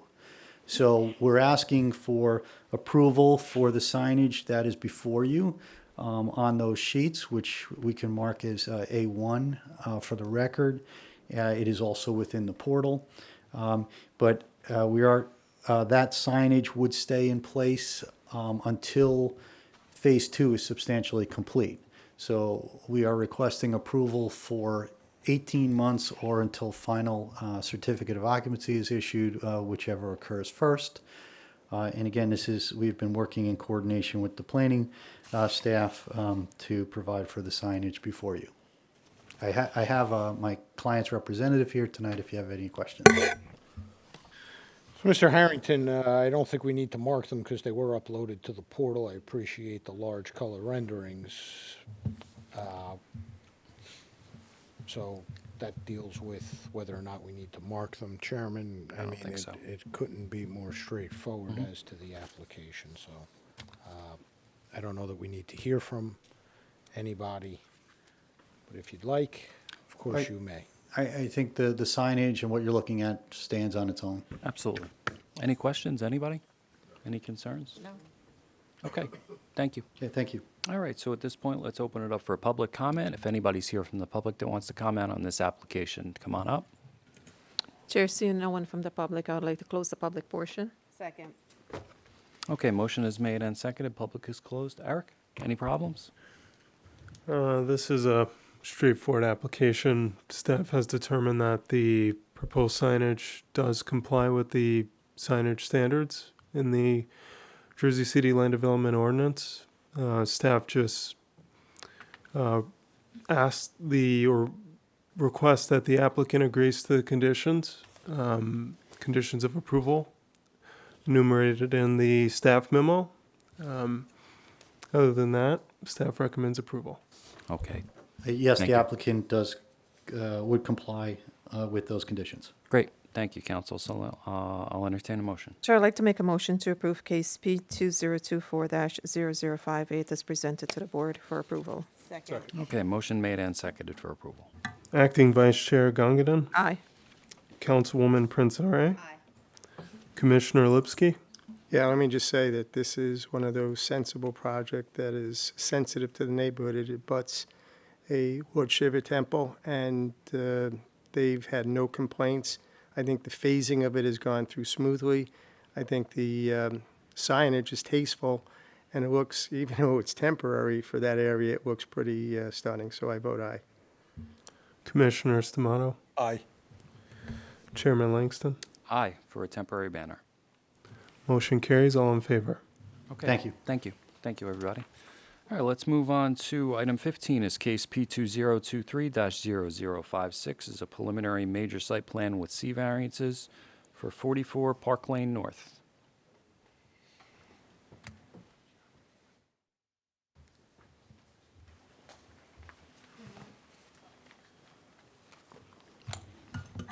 Good evening, council. Good evening, everybody. James McCann from the law firm of Connell Foley, appearing on behalf of the applicant. Council Alampi, this is a notice case. And get rid of the housekeeping quickly. I have my hard copy of my affidavit of service to offer you. Thank you, Counsel. Counsel, is this the same one that we've carried and was on the portal?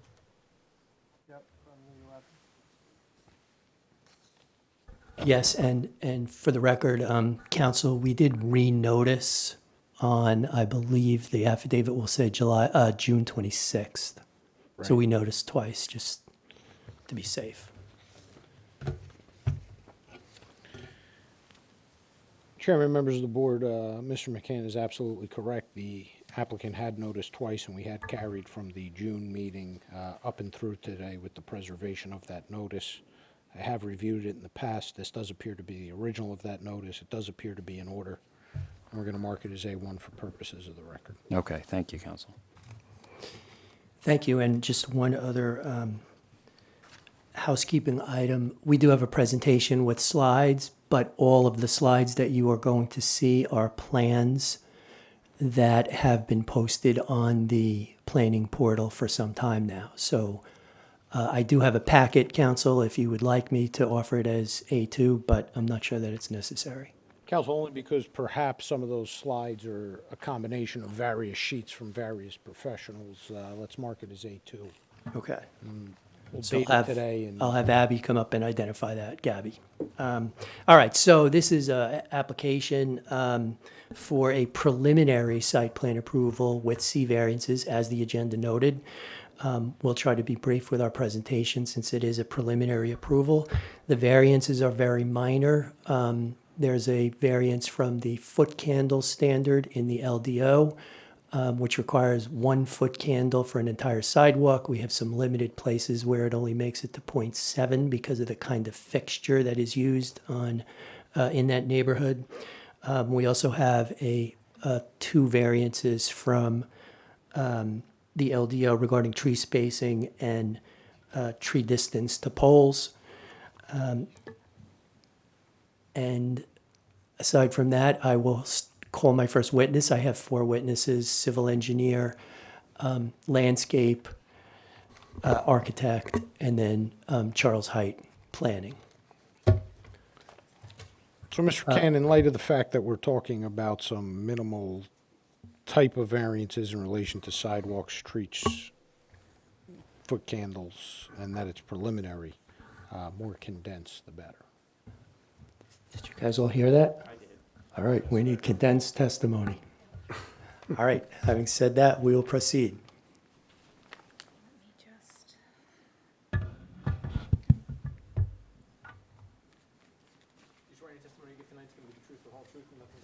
I do. Gabrielle Gornelli, Gabrielle, Gornelli, G-O-R, N as in Nancy, E-L-L-I. Ms. Grinelli, good evening. We've qualified you in the past. Your license is current tonight? Yes. Okay, thank you. You're qualified. Thank you. Can I just connect this? Oh, of course.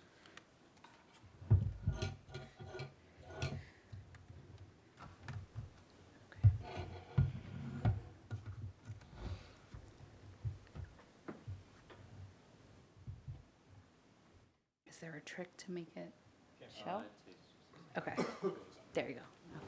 So Gabby, just one quick question. You prepared the slide package for tonight? Yes. For both architectural, planning, and landscaping? Yes. And what you're going to present to the board right now and what we're going to use for the whole presentation is in fact that slide packet? Correct. Everything was from the portal, correct? Yes. Okay, thank you. Council, that would be A2. A2, 19 sheets, if I am reading it correctly. And if we could just zoom in just to make it full screen, that would be great. Sure.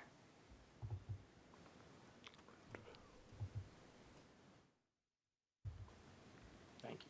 Let me just make sure how to scroll if it's full screen.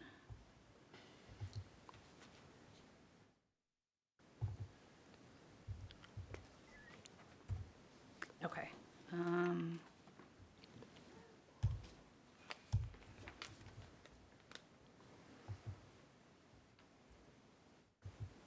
Oh, what's going on? I apologize. It closed out.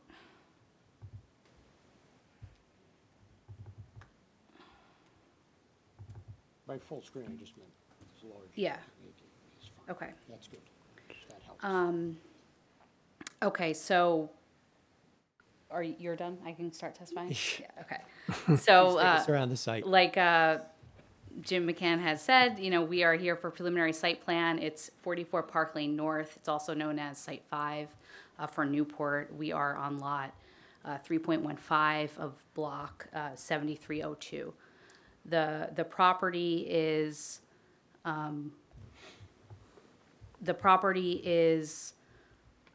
east of Washington Boulevard. Washington Boulevard is located to our west. To the north of us is lot 3.16. That's a private road parcel, which will be built out with this lot, which I'll get into when I do the civil testimony. To the east is lot 3.14. That's also a private road parcel on North Boulevard. That road is built. And then to the south is lot 3.07.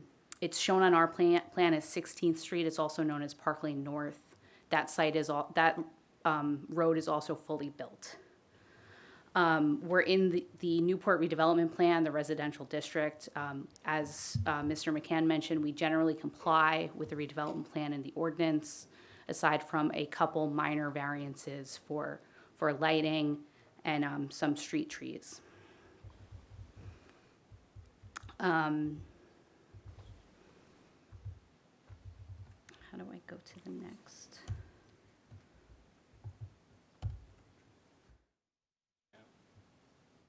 Okay, so what's on the screen now is our C300 sheet from our civil plan. This is an overall site plan, and the site here is the Site 5 site. It's lot 3.15. It's irregularly shaped. The property is roughly 1.44 acres. You can see here that the building is situated on the east side of the site. The building is a 5-story base with a 41-story tower on top. It's a residential building with 355 units and integrated parking. The next page.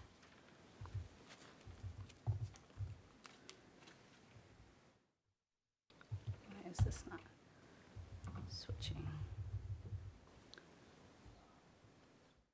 I apologize. I should know how to operate this.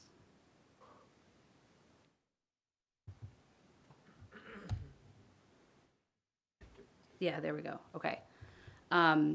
This is our C301 sheet from the civil site plans. It's a more zoomed in version of just the site of what was on the previous slide. The way you access the site, there is a parking garage entrance on the west side of the site.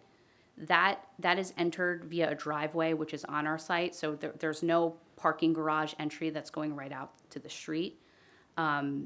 The driveway from the site is a one-way driveway. It goes north to south, where you enter off of what's called 18th Street on our plan. That's also known as Long Slip. You enter from the north, you enter the garage, and then to exit the site in a vehicle, you would exit to the south onto 16th Street, which is also Park Lane North. The lobby of the building is situated to the south. There's also a drop-off lay-by lane next to the lobby on the south. There's a bike storage room, which you can access from the lobby, that holds storage for 178 bikes, which is the requirement, half a space per unit. The utility rooms are primarily along the eastern side of the site. And as I mentioned, the roadways on the south side of the site and the east side of the site are fully built. The streetscape in those areas are fully built. There will be some minor adjustments near the lobby where we're putting in that drop-off zone. And on the north side of the site is the portion of the street that we are building out with this development. The last slide I have is our sheet 401 from the civil plan set. This is the grading and drainage plan. I'll also speak to utilities on this. The site is located in a flood zone, so we are raising the site. The first floor of the building will be 14.5. That's raised out of the flood zone as is required of residential buildings. Some of the utility rooms along the east are a little bit lower. Those rooms will be flood-proofed in accordance with the flood hazard rules. This site complies with the Jersey City Stormwater Control Ordinance. Because we're in a flood zone, we do need to meet the green area ratio, which requires certain green elements on the site. Lauren, our landscape architect, will speak more to that during her testimony. And just to touch briefly on utilities, as I mentioned, for the most part, the roads are fully built out around the site. These roads do contain utility mains. So we do have a few service connections from our building to existing mains in those existing streets. That concludes my engineering testimony. Thank you. All right, thank you. Any questions? Anyone? All right, thank you very much. Thanks.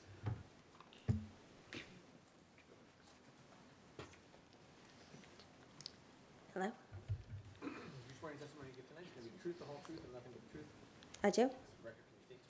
Lauren, Lauren, Venon, V as in Victor, E, N as in Nancy, I, N as in Nancy. Ms. Vennon, good evening. We've qualified you in the past as well. Your license is current tonight? Yes. Okay, thanks. You're qualified. Lauren, you've prepared the landscaping, worked on with Dresner Robin to prepare the landscaping plans for this project? Yes. Okay, you're familiar with those plans? Yes. You're going to walk us through them? Yes. Quickly? Quickly, Okay. yes. Quickly and briefly. Okay, so we are going to start streetscape. We are overall compliant with the forestry standards, Jersey City forestry standards. We have two variances, one for the spacing of street trees, and that occurs along Lawn Slip, where we have the driveway, which forces a wider spacing between the two street trees. And we have a second variance for the spacing from the street trees to the lights. And this occurs along Lawn Slip and also occurs in the existing streetscape previously installed along North Boulevard. The tightest spacing we have is 11.18 feet from the tree to the light pole. We have adjusted and accommodated the tighter spacing by going with a smaller tree species.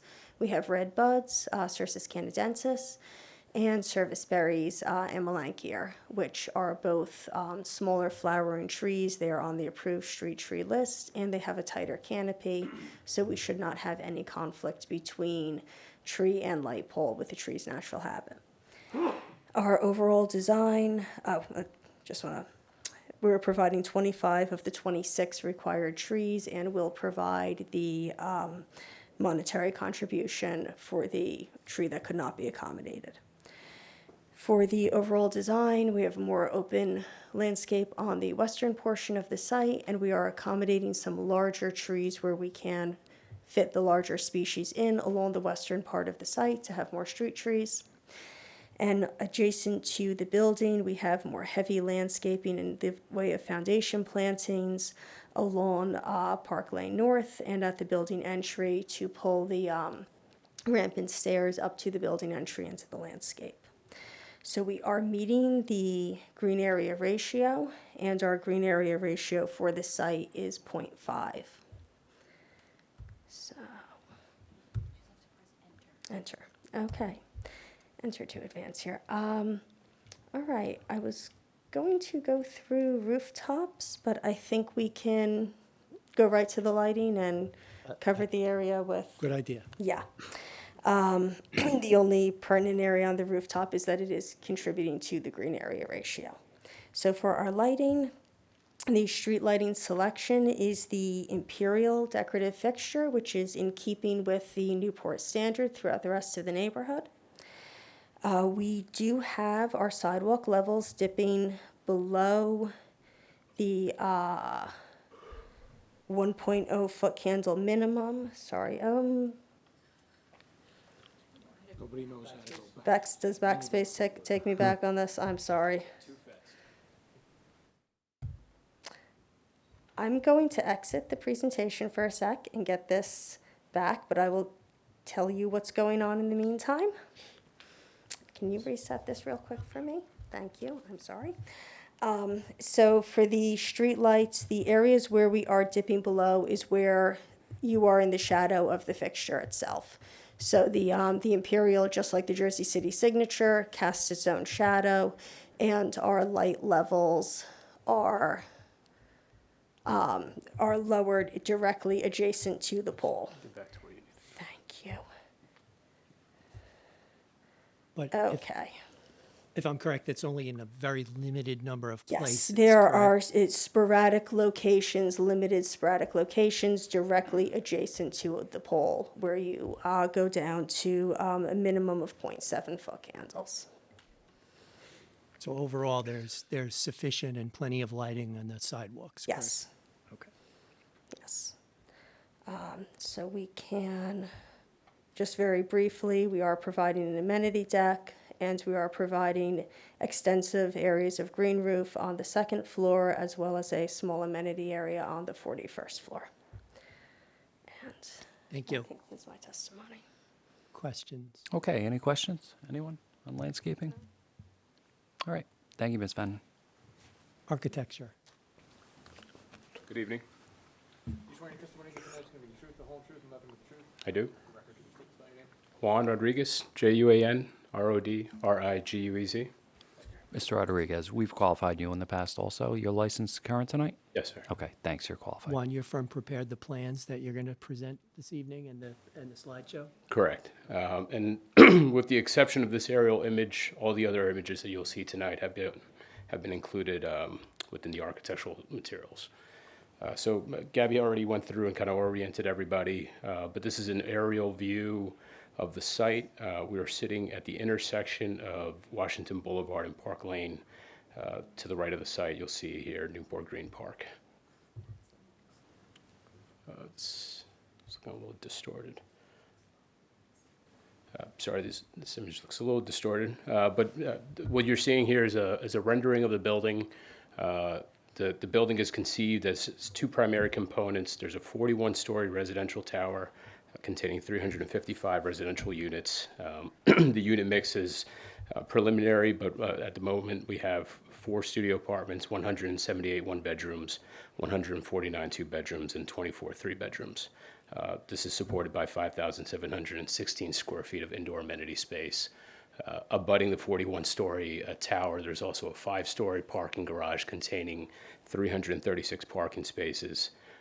We also have 182 bike parking spaces within the podium of the building as well. This is a ground floor plan, which again, Gabby already kind of went through, but I'll run through it rather quickly. Starting from the left, we have Washington Boulevard. The building has been pulled back from Washington Boulevard for a good portion of the site. The kind of western third of the site where I'm highlighting is, again, consisting of an open space and a driveway giving through block access connecting Park Lane to 18th Street. This driveway also gives access into the parking garage and allows for some pullover and drop-off activity. Care was given to orient the building lobby and leasing areas along Park Lane. We thought that, that's an important feature to maintain a more pedestrian-friendly frontage and active, pedestrian environment along Park Lane. As the building turns the corner, North Boulevard becomes more of a service side with building utility rooms, including electric service, transformers, water meter rooms, all being located along North Boulevard. Building loading is also mid-block on North Boulevard. We envision building loading to happen internal to the building, including trash removal, which is all going to happen on the inside of the building and won't require anything to be taken to the right-of-way. You also see here the bike room, again, providing the required bike spaces. At the second floor, the building starts to step back away from Park Lane. We have a single-loaded residential tower, which is visible here in the yellow. There's a handful of units that start to buffer off the parking garage on floors 2 to 5. And the parking garage is a standard, pretty standard self-park garage with ramped aisles, all meeting the size requirements for the stalls and for the drive aisles. And Juan, does the parking garage comply with the EV requirements? Yes, yeah. Thank you. At the 6th floor, the building starts to step up over the 5-story podium. This becomes an indoor amenity space, which has, again, expansive views of the amenity deck, which Lauren covered in her testimony, and views east. The upper portions of the tower, starting from floor 7 to 40, we have a series of different floor plans with the mix that we covered before. You also see here in the plan on the north and south frontages, we have a series of continuous balconies that give outdoor space to each floor for each unit. You'll notice, Commissioners, that there are no layouts for the units. That's because it's a preliminary site plan, and we will agree that any final site plan will include layouts for all the units. We'll put that in our resolution. At the 41st floor, as Lauren covered again, there's the northeast corner of the building has an outdoor space. There's also an indoor amenity room on this floor and a handful of other units. The upper mechanical penthouses of the tower contain space for rooftop mechanicals, which will all be screened from view from the public. There's also a rooftop boiler room here, which is going to be visible in the elevation, which I'm going to next. I apologize. This image seems to be a little distorted, but so this rendering is cropped in this image. The full rendering has been submitted as part of the architectural materials, but you'll see here the building, again, how it sits at the corner of Washington Boulevard and Park Lane. Washington Boulevard is running left to right in this image. The tower is conceived to be a kind of slender bar-shaped tower that's oriented perpendicular to the water so as to not have views being blocked, to the Manhattan skyline for any future developments that could be coming on, online in the future. And this is just a close-up of the kind of street view, again, showing the lobby and some of the leasing areas here along the street and how the building kind of pulls away to have this kind of drop-off entry sequence at grade. And think the last thing is we're just talking about the little bit, the height that we have proposed. We're at the top of the uppermost residential story. We are 421 feet. And this thing is screwy.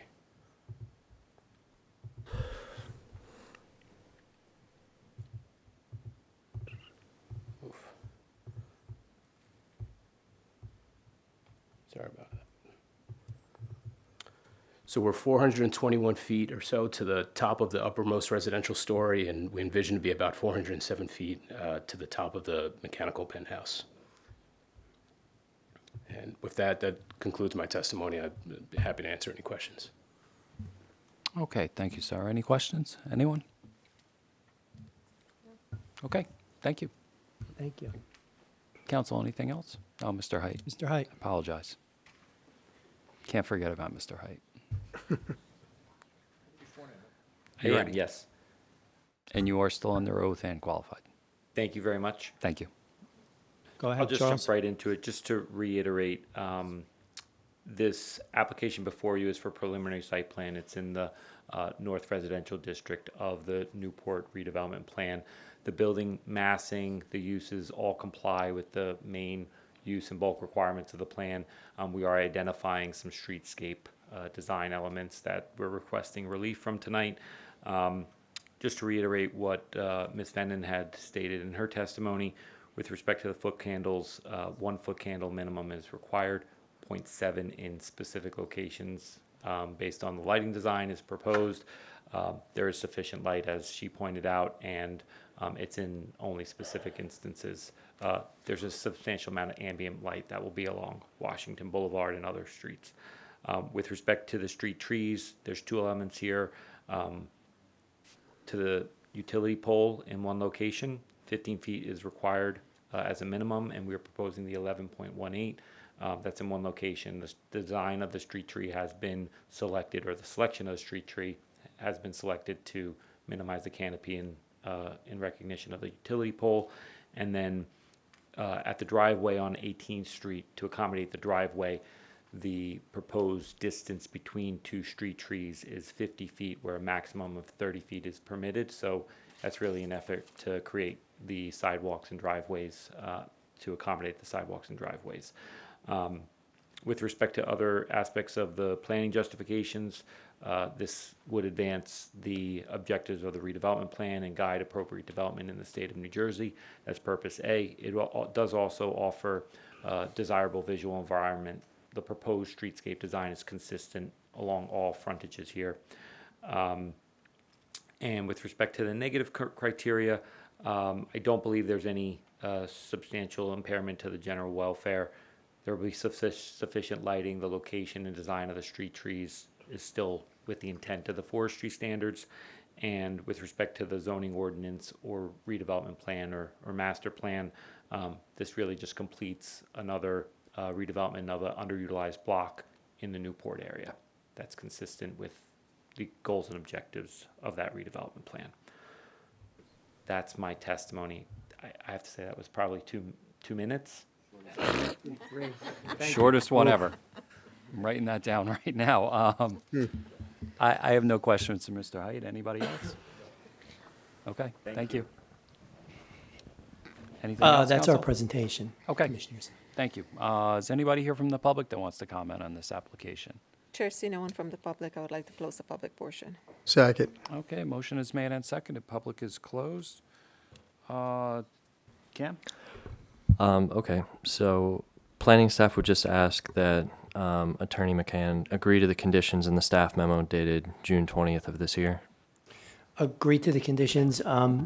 Just to moderate just one, we will agree to work with the review agencies to address their comments.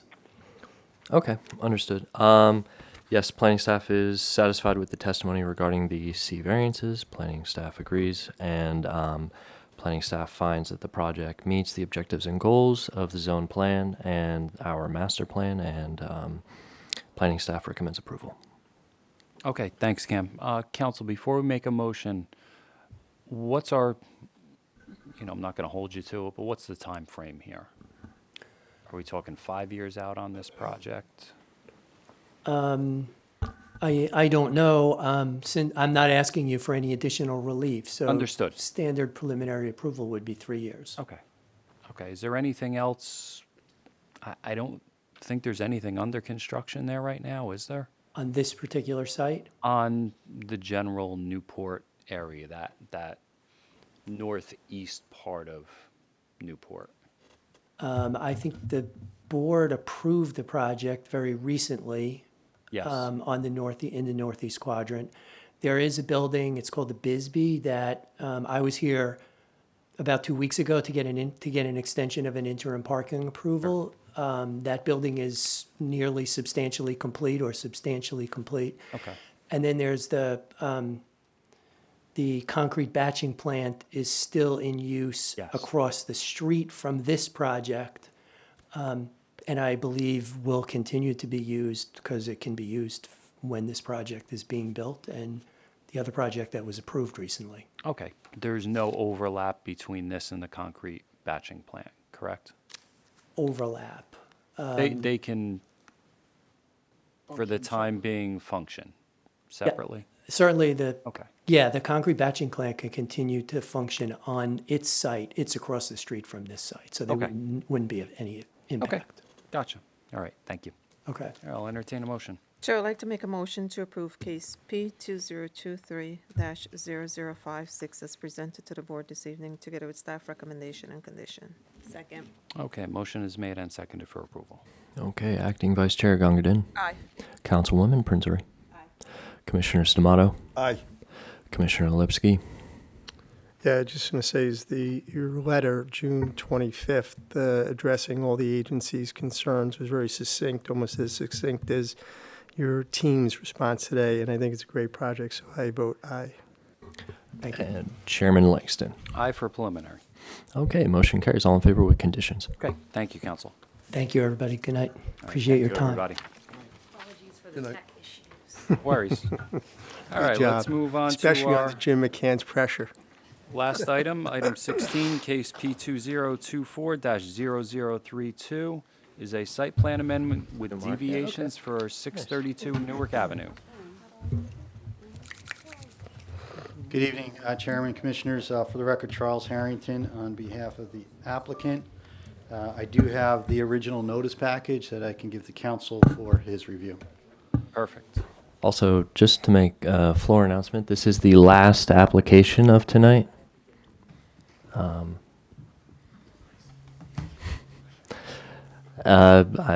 Do you mind if I reiterate the items that were carried? Sure. So if you're here for the case on Liberty Avenue, that was carried. Also, 150 Vroom was carried. Why don't we just do it this way, Cameron? Mr. Height, what are they here for?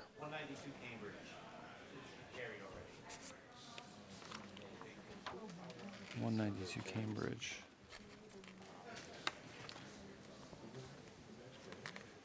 That's, yeah, Sir, that's can you- item, Can you guys come up? Come on up. yeah, come on up, guys. We don't bite. It's not yet. We haven't gotten to that point of the hour. Mr. Harrington, we're going to use some of your time. I want you to note that Mr. McCann was in and out in 25 minutes. Yes. Hello, sir. Game on. Good evening, sir. Can I just see what paper, did you get some kind of notice? 192 Cambridge. Yeah, it's item, I think that was originally it's on carried, right? adjournments. Yeah. Oh, God. Where did I say it? H. That's going to be heard on August 20th. So August 20th, right back here. That's when that will be heard.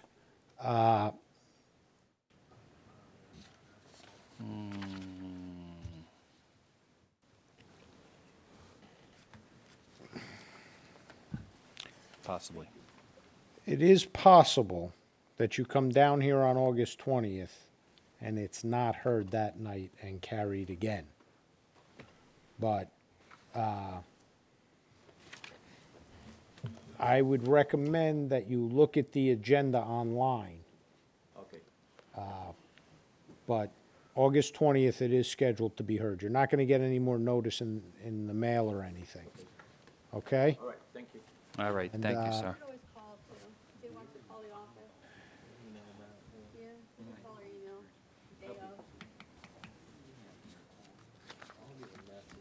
Yeah, you just write it down on his letter. And sir, just so you know, when we start at 5:30, we announce things that we know that aren't going to be heard. So if you came in at 5:40 and we already announced it, unfortunately, but you unfortunately wound up sitting here unnecessarily is what I'm trying to apologize for. Yeah, So, apologize, sir. sorry about that. Thank you. Okay, go ahead, counsel. Okay, thank Hopefully. you. So the application before you tonight is for a site plan amendment, which is very straightforward. This is a project that is actually under construction. It's at the corner of the extended Central Avenue and Newark Avenue, directly to the west of the new courthouse. And it's moving along. It's part of the Journal Square redevelopment plan area that use the Central Avenue bonus provisions to develop it. So what we're here tonight for is just to seek approval to modify the rooftop amenity space and to increase the height of the rooftop amenity space. And we have some minor interior changes that go along with that that are not before this board, but they are being changed. We do need a deviation with regard to the increase in the height of the rooftop amenity space because we are increasing it beyond the 10-foot limit to a requested 15 feet. This is, as the board may recall, this is a common deviation that is requested for many projects in the Journal Square redevelopment plan. And I note that it is also a regulation that was before this planning board recently and is now before the city council as part of the Journal Square amendments to remove this height restriction and just have the typical or the Jersey City land development ordinance regulations apply to rooftop amenity space. So I do have two witnesses tonight. I have my architect to walk you through the proposed changes, and Mr. Height is here to address the requested deviation in the event the board needs that additional testimony. Counsel, just before we swear anyone in, let's mark your affidavit of publication proof of mailing. Chairman, I am in receipt of both the affidavit of publication proof of mailing. The matter was carried from a prior meeting to tonight's meeting with preservation of that notice. I've had the opportunity to review that notice. It does appear to be in order. We're going to mark it as A1 for the record. All right, thank you, counsel.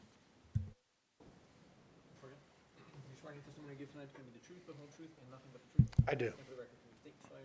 Paul Freitas, F-R-E-I-T as in Thomas, A-S. Mr. Freitas, good evening. Good to see you. Hi, how are you? Your license is current tonight? Yes, sir. Okay, thank you. You're qualified.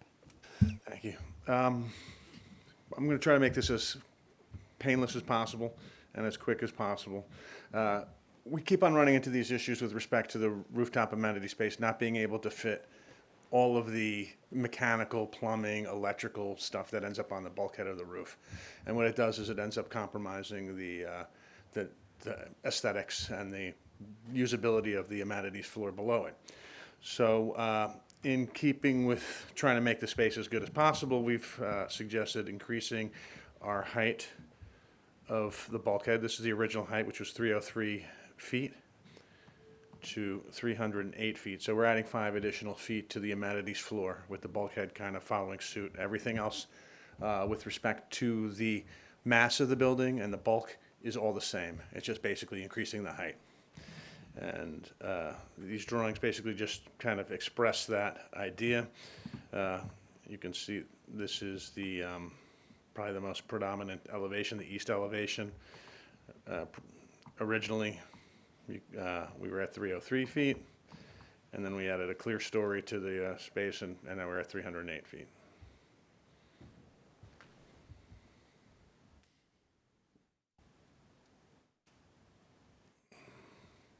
Elevations on the west, same kind of thing. And Mr. Freitas, these these drawings you're showing are all part of what was submitted on the portal, correct? That's correct. That's correct.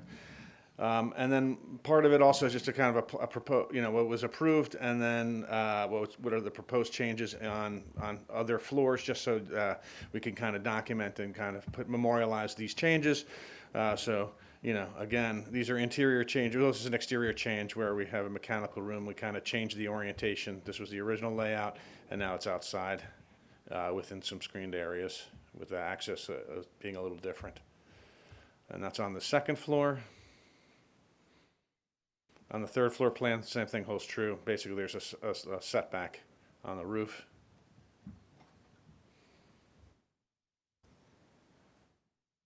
And then the rooftop amenities, the original planning board approval, we added a private room, boardroom on the amenity space.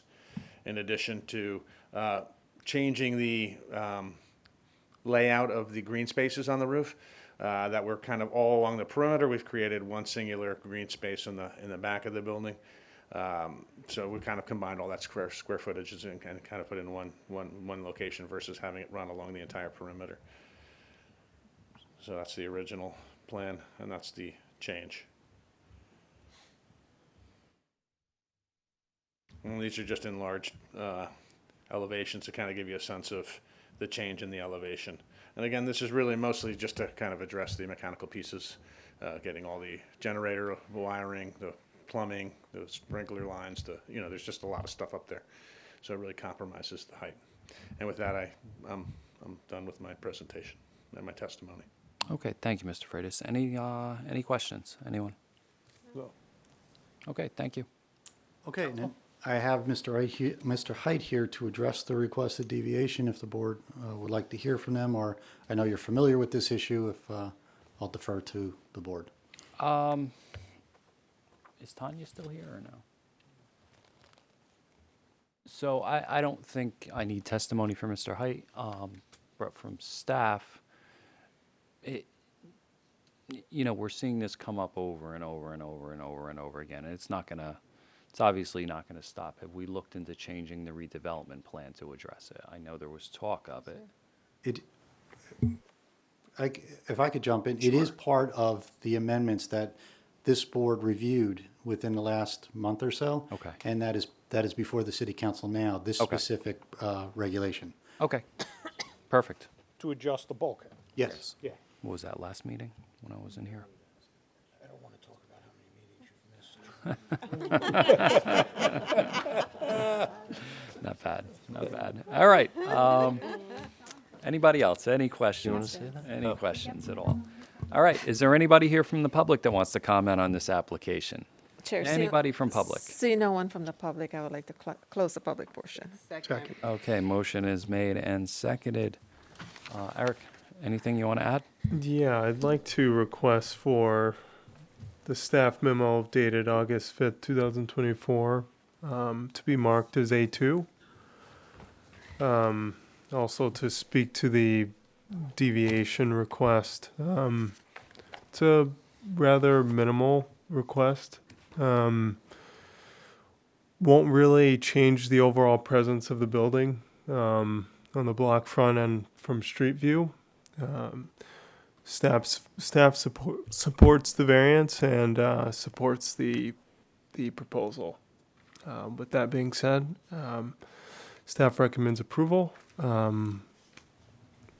with conditions enumerated in the staff memo, and also requests that the conditions from all prior approvals carry over to this one here. And Counsel? the conditions of approval would be acceptable. Okay, thank you, counsel. And thank you, Eric.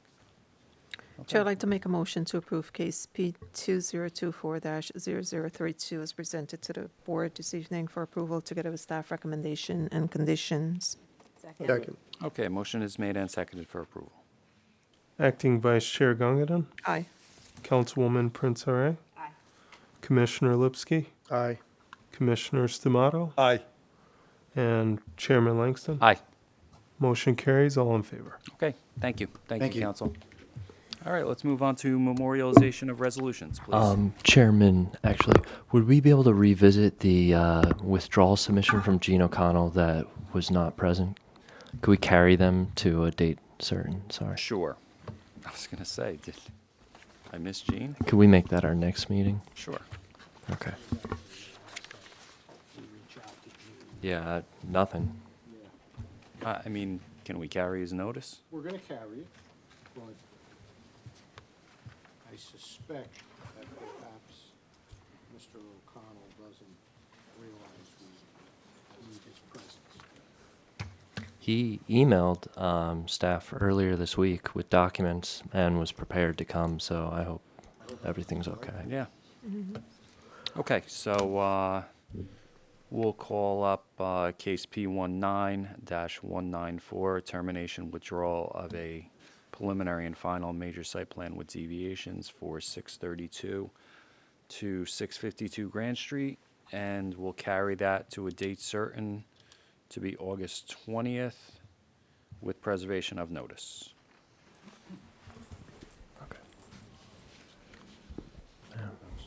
Thank you, Chairman. Okay, thank you. So let's move on to memorialization of resolutions, please.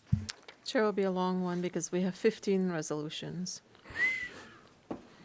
Yeah. 2 pages. City of Jersey City Planning Board in the matter of approving an amendment to preliminary and final major site plan with deviation and conditions applicant 14-16 Burman Road Industrial LLC for amendment to the preliminary and final major site plan with deviation. Property address is 14-16 Burman Road, Block 24304, Lots 8. Case number is P2024-0080. Resolution of the Planning Board of the City of Jersey City approving a corrected resolution for the preliminary and major site plan with deviations and conditions. Applicant is 290 Cole Street, owner LLC, for preliminary and final major site plan approval with deviation.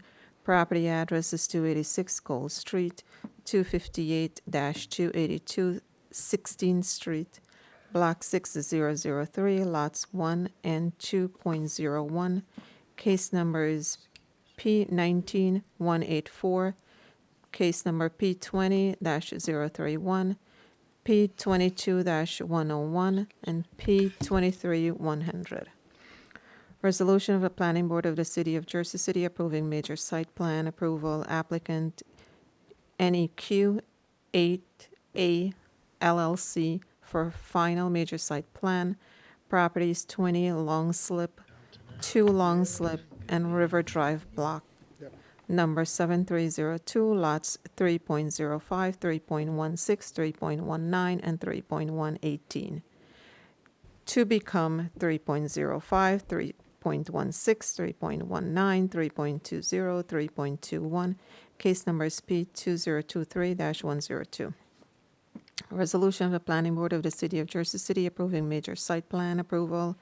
Applicant NEQ 8A LLC for minor subdivision approval. Property 20 Long Slip, 2 Long Slip, and River Drive, Block 7302, Lot 3.18 to become Lot 3.20 and 3.21. Case number is P2023-103. Resolution of the Planning Board for the City of Jersey City. Applicant Newport Association Development Company and NEQ 8A LLC for extension of interim use. Approval 20 Long Slip, Jersey City, New Jersey, Block 7302, Lots 3.18, also known as Lot 3.04, and proposed Lot 3.2. Case number is P2024-108. Resolution of the City of Jersey City Planning Board. Case number is P2023-0085. Applicant is 155 Newark Avenue, LLC, 155 Newark Avenue, Jersey City, New Jersey, Block 11405, Lot 6. Decided on Tuesday, July 9th, 2024. Memorialized on August 6, 2024. Application for preliminary and major site plan with C variances. Resolution of the Planning Board of the City of Jersey City. Applicant is Plaza V11 and 1X Associates LLC for preliminary and final site plan approval with C deviation and extension of statutory approval, period 3, 2nd Street, Jersey City, New Jersey, block 11603, lots 18.02, 18.03, 27, and 22. That case number is P2023-0012. Resolution of the City of Jersey City Planning Board, case number P2023-0015, 485 Palisade Avenue, Jersey City, New Jersey, Block 3001, Lot 10, decided on Tuesday, June 25th, 2024, memorialized on August 6th, 2024, application for minor site plan approval. Resolution of the City of Jersey City Planning Board, resolution for memorialization, Hudson County, New Jersey, conditional use, 912 Bergen Avenue, case P2024-0025, approved June 25th, 2024, memorialized on August 6th, 2024, in the matter of the Cannabis LLC. Resolution of the Planning Board of the City of Jersey City, applicant 201 Grove Street LLC for preliminary and major site plan approval with deviations and a conditional use approval, 100 Tidewater Street and 250 Morris Boulevard, Block 15801, lots 22 and 24. Approve lot 24.01 and 25. Case number is P2024-20021. Resolution of the City of Jersey City Planning Board, case number is P2023-0060. Applicant is 269 MLK LLC, 269 MLK Drive, Jersey City, New Jersey, Block 23405, Lot 25, decided on Tuesday, July 9, 2024, memorialized on August 6, 2024, application for minor site plan approval. Resolution of the Planning Board of the City of Jersey City, adoption of the Fayette Broadway redevelopment plan. Resolution of the Planning Board of the City of Jersey City, applicant is Vasant Property LLC for extension and final major site plan approval with deviation 165, 169. That's Academy Street? Mm. We gotta hold off for one meeting on that. Okay, so we're going to disregard number 13. That was paid. That was the one subject to today's email? Is that the issue?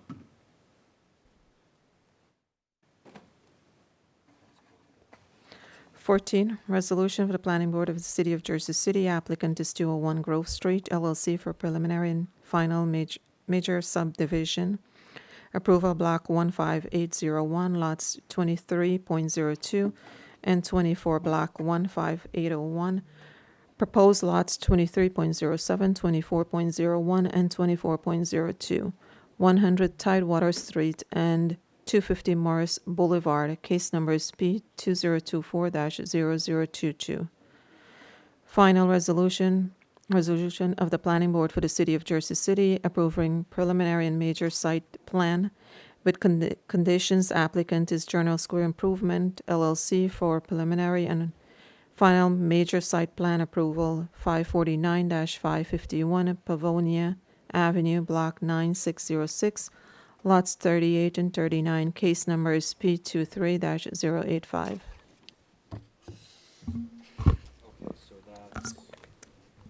apologize. That's a motion for every resolution except for number 13 on the list. Second. Okay, we have a motion and a second. Could we have a roll call, please, Cam? Acting Vice Chair Gongadin. Aye. Councilwoman Prinzare. Aye. Commissioner Stamato. The most we've had in a Commissioner while. Lipsky. Aye. And Chairman Langston. Aye. Motion carries. All in favor to memorialize resolutions except 13. Okay, thank you. Does anybody need a executive session? An executive session? No. All good? All right, Good. motion for adjournment, I'll entertain. Motion to adjourn. Second. All right, motion and second, we're adjourned. Thank you, everybody. Have a good night. Get All in home safe. favor? Aye.